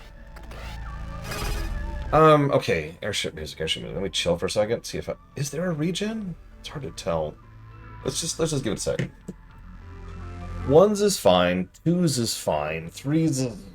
Uh, four has several good airship songs. My personal favorite from four would actually be The Big Whale. Five has several, which are fine. Six has Searching for Friends, which is cheating, but I mean, that's honestly probably number two. Sevens is good. Eights is actually a banger. The Ragnarok song is fantastic in eight. Nines is damn good as well. 10 doesn't have one. 10-2 doesn't have one. Evo doesn't have an airship song either. 12 doesn't have an airship in any real sense of the word. Yeah, exactly. Blade Travol's first song is good.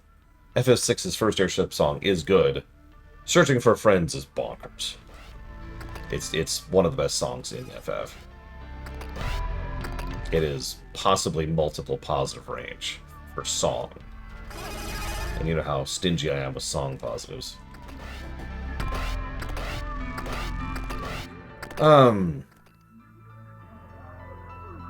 Yes, FF7 had an airship. The High Wind.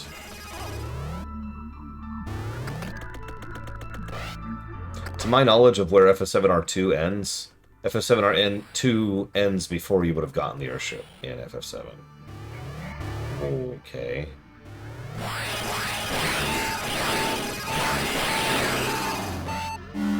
Okay, that was a little close. But we are stuck down here now. I'm glazing. I'm glazing. What am I glazing? What am I glazing? Oh, I'll kill it. I'll kill whatever it is. I don't know, Moog.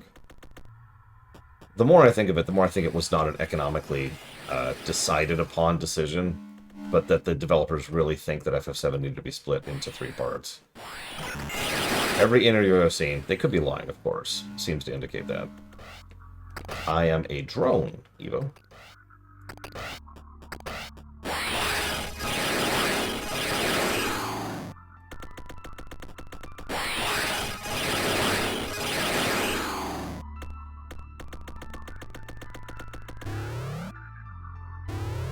Alright, what do we get? What do we get?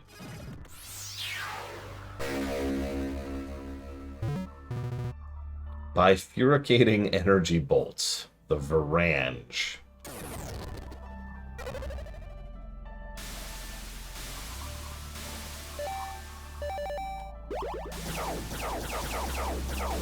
So this is the spread fire from Contra.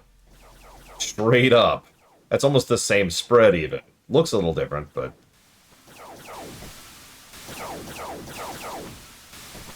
Personally, I don't think so. I'm down with them expanding FF7 in a remake. I really am.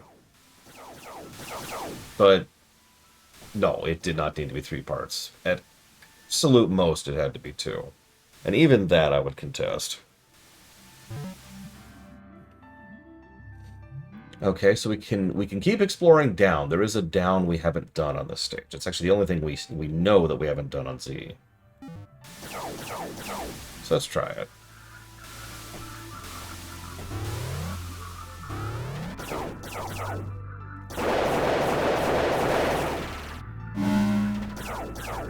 We might use this gun for a bit. No reason. I actually am not sure, Dream Whisperer. I have not played R2. I am terrified they'll do the same thing of 9, because I'm going to be real. FF9 is a longer game than FF7. I don't just mean literally. I mean, like, in terms of how much content is there. If you think of it narratively, if you think of it constructive-wise, 9 is a much larger body of work than 7 is.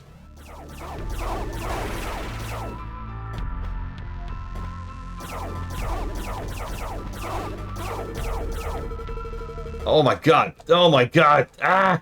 Ah! Ah! Okay!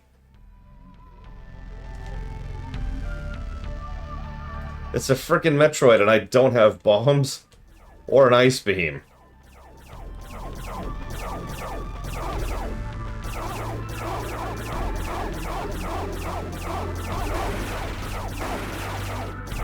Yeah, no, 7 is actually relatively short, which is to its benefit, to be clear. Honestly, 9 is a little bit padded. I don't just mean inside content, I mean specifically in MSQ. There's a certain section in 9 which honestly doesn't need to be there. It's only an hour or two, but it still has no reason to actually be clogging the narrative like it does.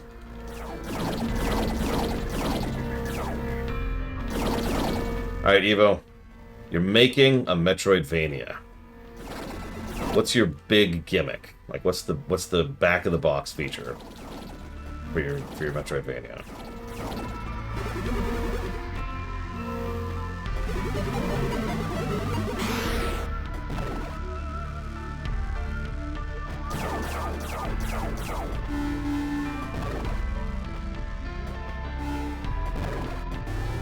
Sure, Act.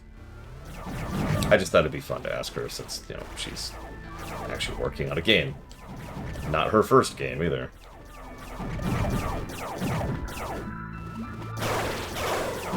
Ooh, I like Dakota's answer. A space Metroidvania. I feel like we've seen, like, one of those before.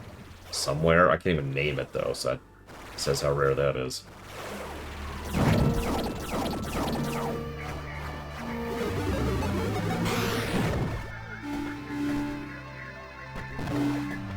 Thanks for the health. Speaking of.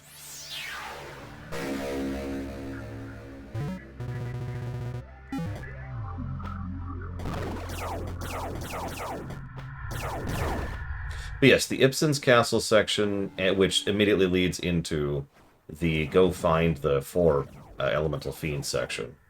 Which is funny, because the main reason the Elemental Fiends section is padded is because it's not all there. It's one micro dungeon and a couple of cutscenes, when it should have been an entire segment of the game.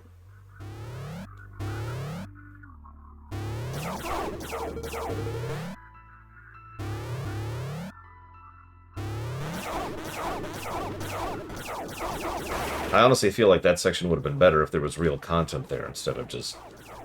Alright, let's spin our wheels for a minute. I was actually strongly considering doing that with the rewrite, Ross. The only reason I didn't... Oh my god! Is because the audience, the viewers, the writer's room, tasked me with doing hard mode, which means, you know, no major character is excluded. All games have Sunshine Syndrome to some extent. But 9? I don't know. I would say 9 has the same Sunshine point as 7, the last dungeon. Both games are pretty solid up until it's time to go to the last dungeon, and then it's like, alright, put the controller down. 9 also de-incentivizes power progression, which is weird. Like, for a huge chunk of 9, levels are a big deal. One level is a big increase in power. And you've got the excellent item learning system, which enables you to really customize your kit. And then that stops.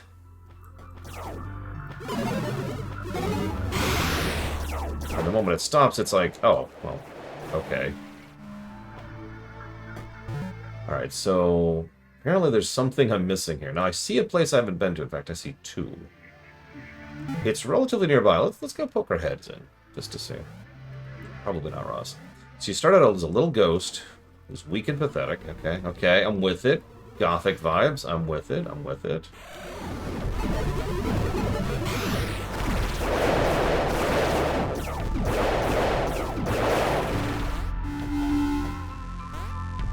True. Push-ups. I actually agree with you completely on that. I don't know what that is. What the hell? Gradually possess different enemies' abilities. There's also a different mortal world and a ghost world. I like it. And there's your map design, too. Having 2 maps you bounce back and forth between pretty much informs platforming and level design by itself.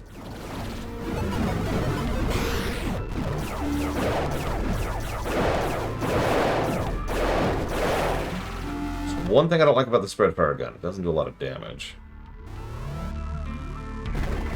Probably not, Tsar. I don't hate myself that much.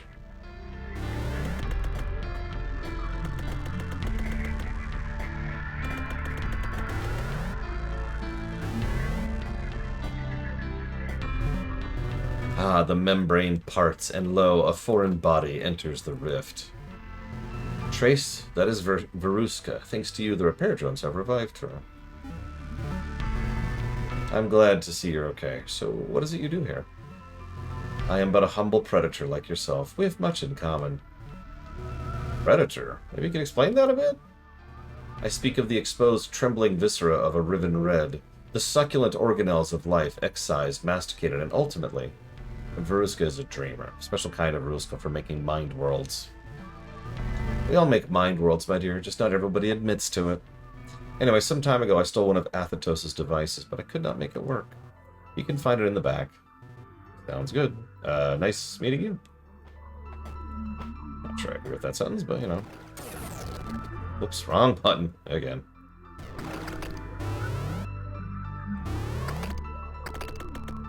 These drone sections, I swear.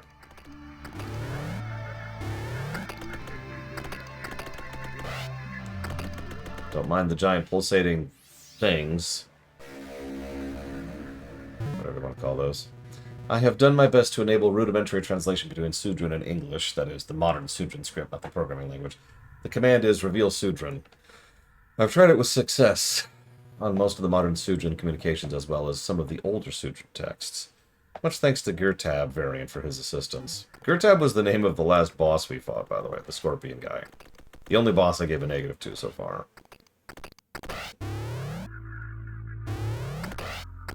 Oh goody, 012 ABC.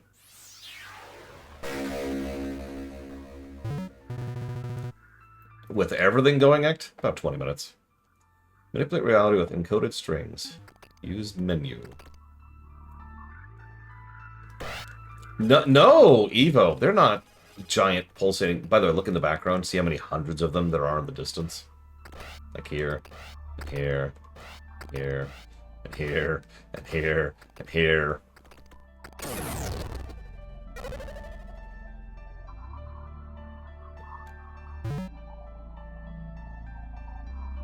Interesting.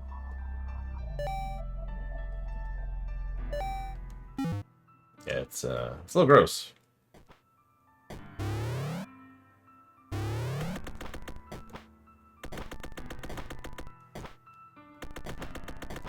The developer played as Alpha Centauri and said, you know what I love most about Alpha Centauri? Mind worms!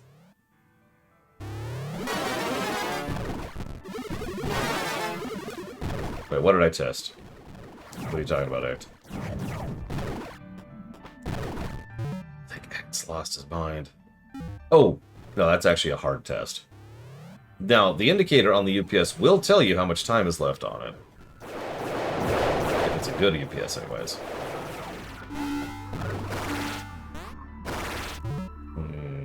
Wow. I guess we could go back to the shortcut. So backtrack, you hope we can make that happen.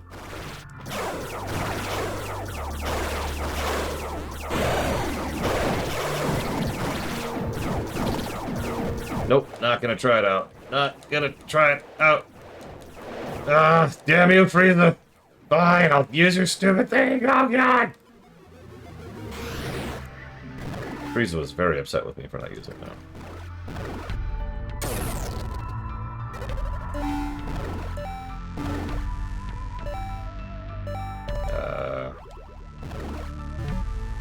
Yeah, that's why I said with everything going. Generally speaking, if that happens, what I do is I wait a few minutes, and if the power hasn't come back on in a few minutes, it's time to start thinking about shutting down.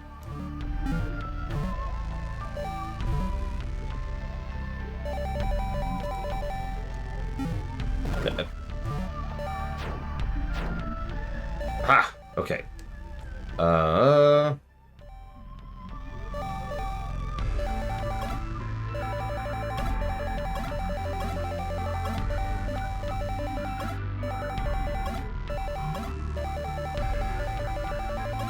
Mine was a few hundred, but I got a nice one. So, you know.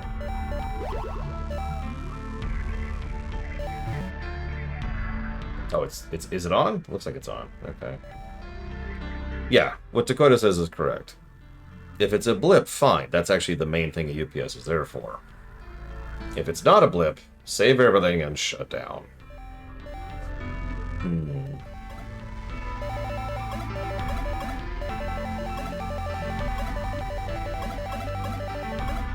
Is it EY? God, it's been a long time.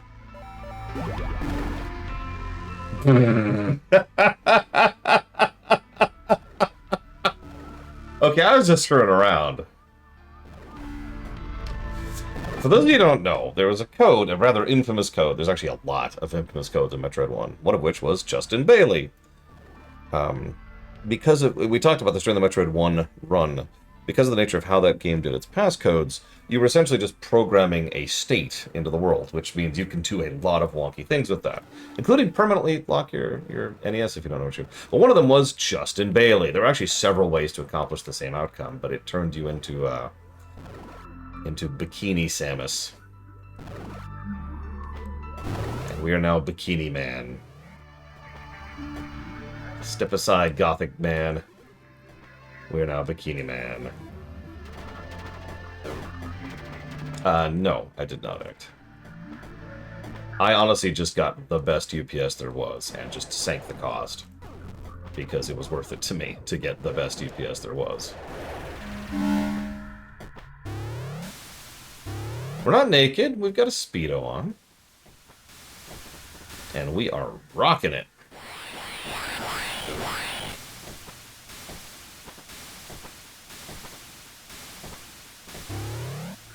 I know, Act. I'm just being really honest about it. I did not do... I did my due diligence in finding the best. I didn't go past that step.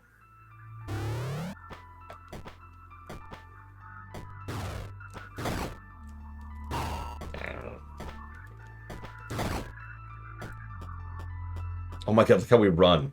Look how we run. Oh, that's great.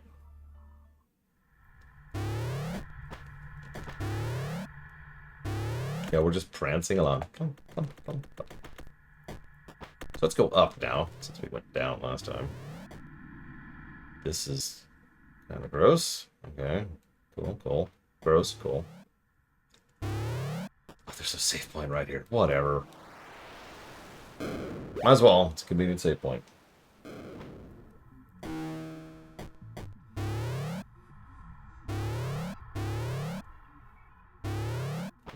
Wonder.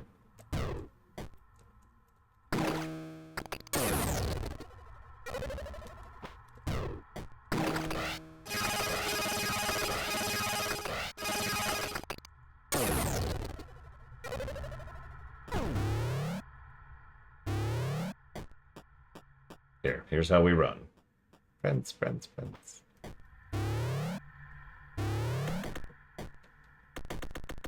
No! Whatever.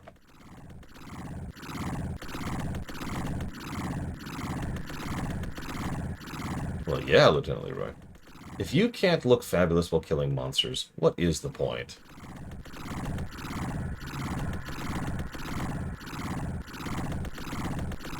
I've only got about half a head right now.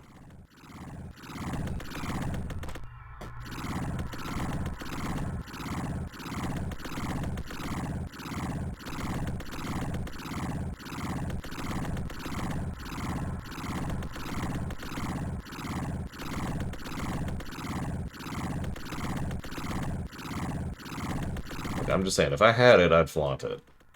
No shame.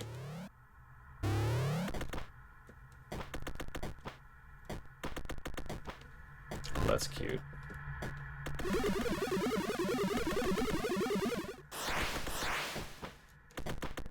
Meh. Okay. One way or the other way.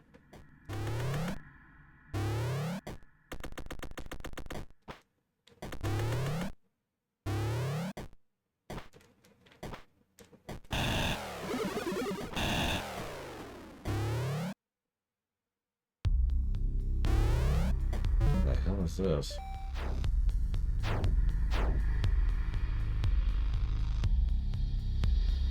Well, we're back in zone 2. Haven't been here in a hot minute. Okay, so there's a down. Before we go down, let's say hi to Loke. Hi, Loke.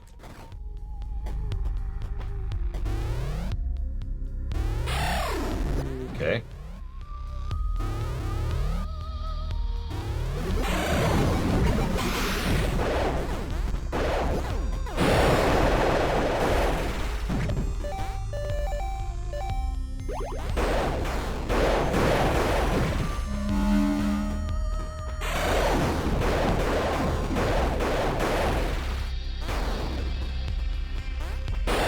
I noticed the enemies have certainly upped their grade. A lot of the early enemies were barely enemies at all, more like obstacles. That's not a complaint, obviously. It's just interesting seeing the escalation.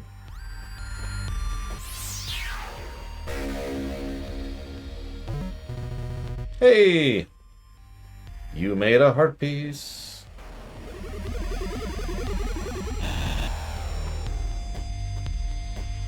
So here's prancing, for those of you who missed it earlier. This is a great way to show it off.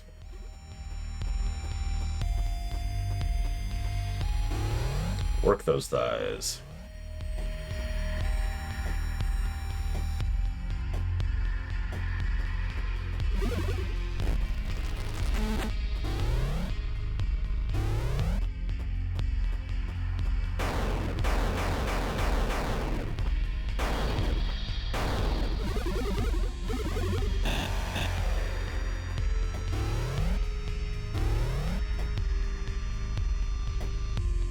Man, I got great legs, and even I'm jealous of this guy. What the hell? Okay, where are we?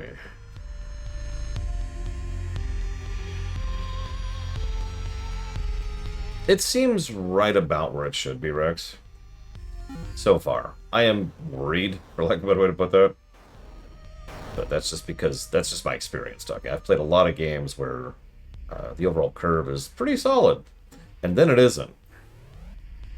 And I don't mean a game gets harder, for anyone who thinks that's what I mean. No, I mean just like the difficulty design stops being good at a certain point. Again, Ninja Gaiden. A lot of people forget that Ninja Gaiden is actually a fairly well-designed game, until you hit a certain point in it. Then it starts being complete bullcrap.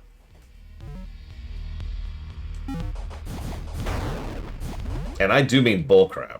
Just, you know, enemies spawning in a spot where you were inclined to be at because you have to make a near blind jump over a bottomless pit. And if the bird hits you while you're going over that bottomless pit, then you die instantly, and all kinds of fun stuff like that.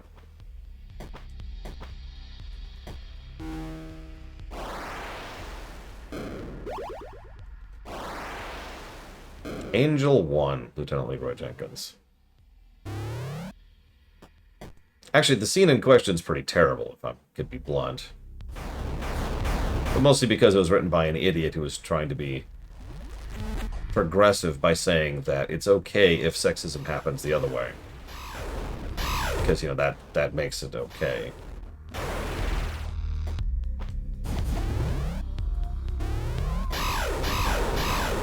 Yeah, that's what I'm thinking, Rex. We'll see. I mean, again, not every Metroid game even has good balancing in the manner I just described. The good ones do. Prime 1's actually an excellent example of a game that has surprisingly good weapon design, probably because it's mostly just standard, that's interesting, FPS weapons. I know that sounds strange to say it that way, but it took me so long to understand that the Ice Blast in Metroid Prime 1 is a shotgun. And then you have the automated rifle, that's your wave beam. Oh, I can't. Huh. Yeah, okay. Yeah, alright. And then, of course, you have the I want you to die right now. Yeah, exactly, the railgun, which is the plasma rifle. Night, slow, ridiculously high-powered, kills whatever you're staring at weapon. Yeah, Prime 1 has solid weapon design. Super's kind of in a similar place. I do think this is one of the flaws of Super, is that it doesn't really tell you that your weapons are getting so much better as they are. Like, the Spazer doesn't just triple your shots, it actually increases your damage output. Same thing with Plasma. Once you have Plasma, you're just destroying things. Now, you notice if you're paying attention, because you know, your damage output has just gone through the roof. But still, it would have been nice to be like, this also increases your damage. It calls itself Zedur. I don't know how I know this, but I do. Strange that such a thing would have language. Stranger still, it would have a personal identity. I'm not sure how long I can last. I lose more and more each passing day. Sound is a deafening throb. Sight is a kaleidoscope fire. Smell and taste open up entire worlds of terror. The worst is touching, a tingling, writhing, itching mass. It is expanding, supplanting. There won't be anything to save when it's done. Okay.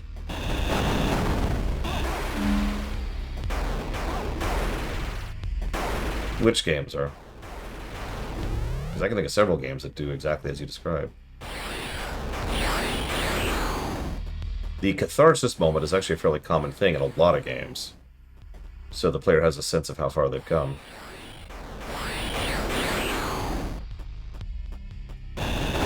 Like Metroid Prime 1, which during the backtracking section, which it's worth noting, sucks,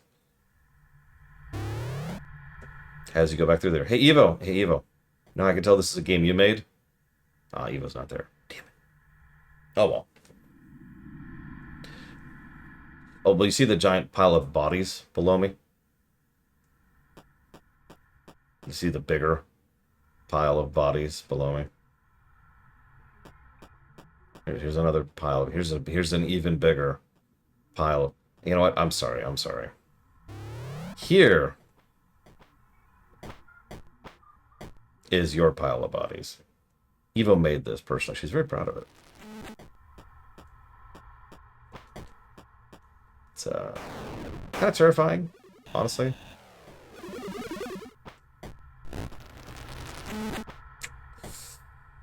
I don't know why you made this horrible death pile. It's Death Mountain.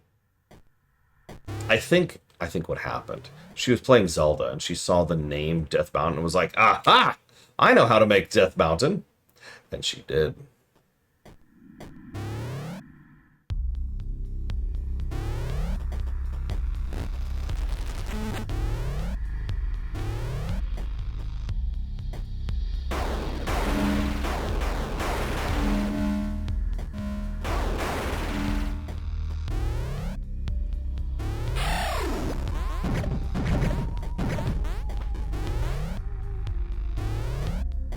Oh, okay.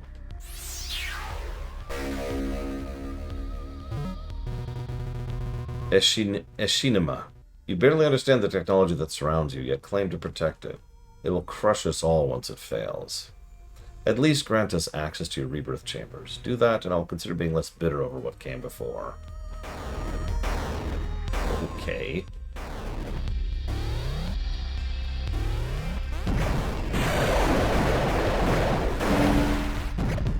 I am poking fun, of course, but I will never forget the time when I was playing Evo's game on camera. And, like, we just kept seeing more and more signs of horror, and we're like, you sure this isn't a horror game? She's like, yeah, it's not a horror game. Okay. And then it got worse, then it got worse, and it got worse, and we're like, are you sure this isn't a horror game?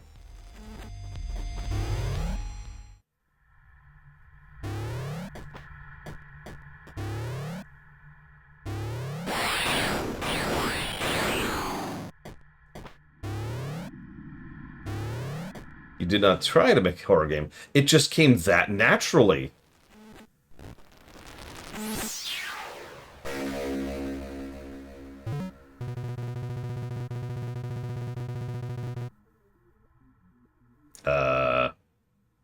Did it. You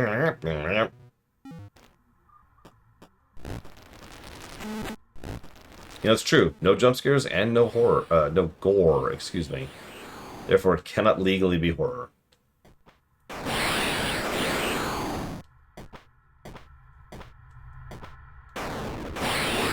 I'm still looking forward to her continuing that game, but I know she's got to work on her other game first.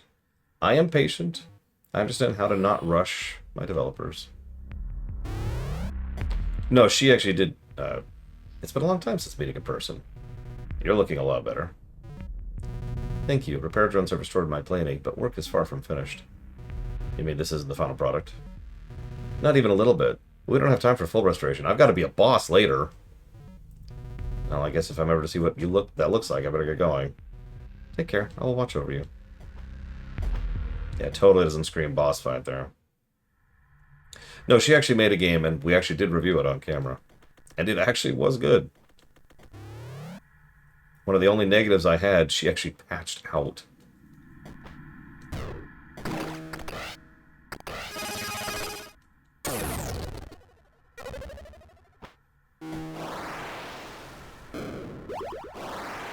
Okay.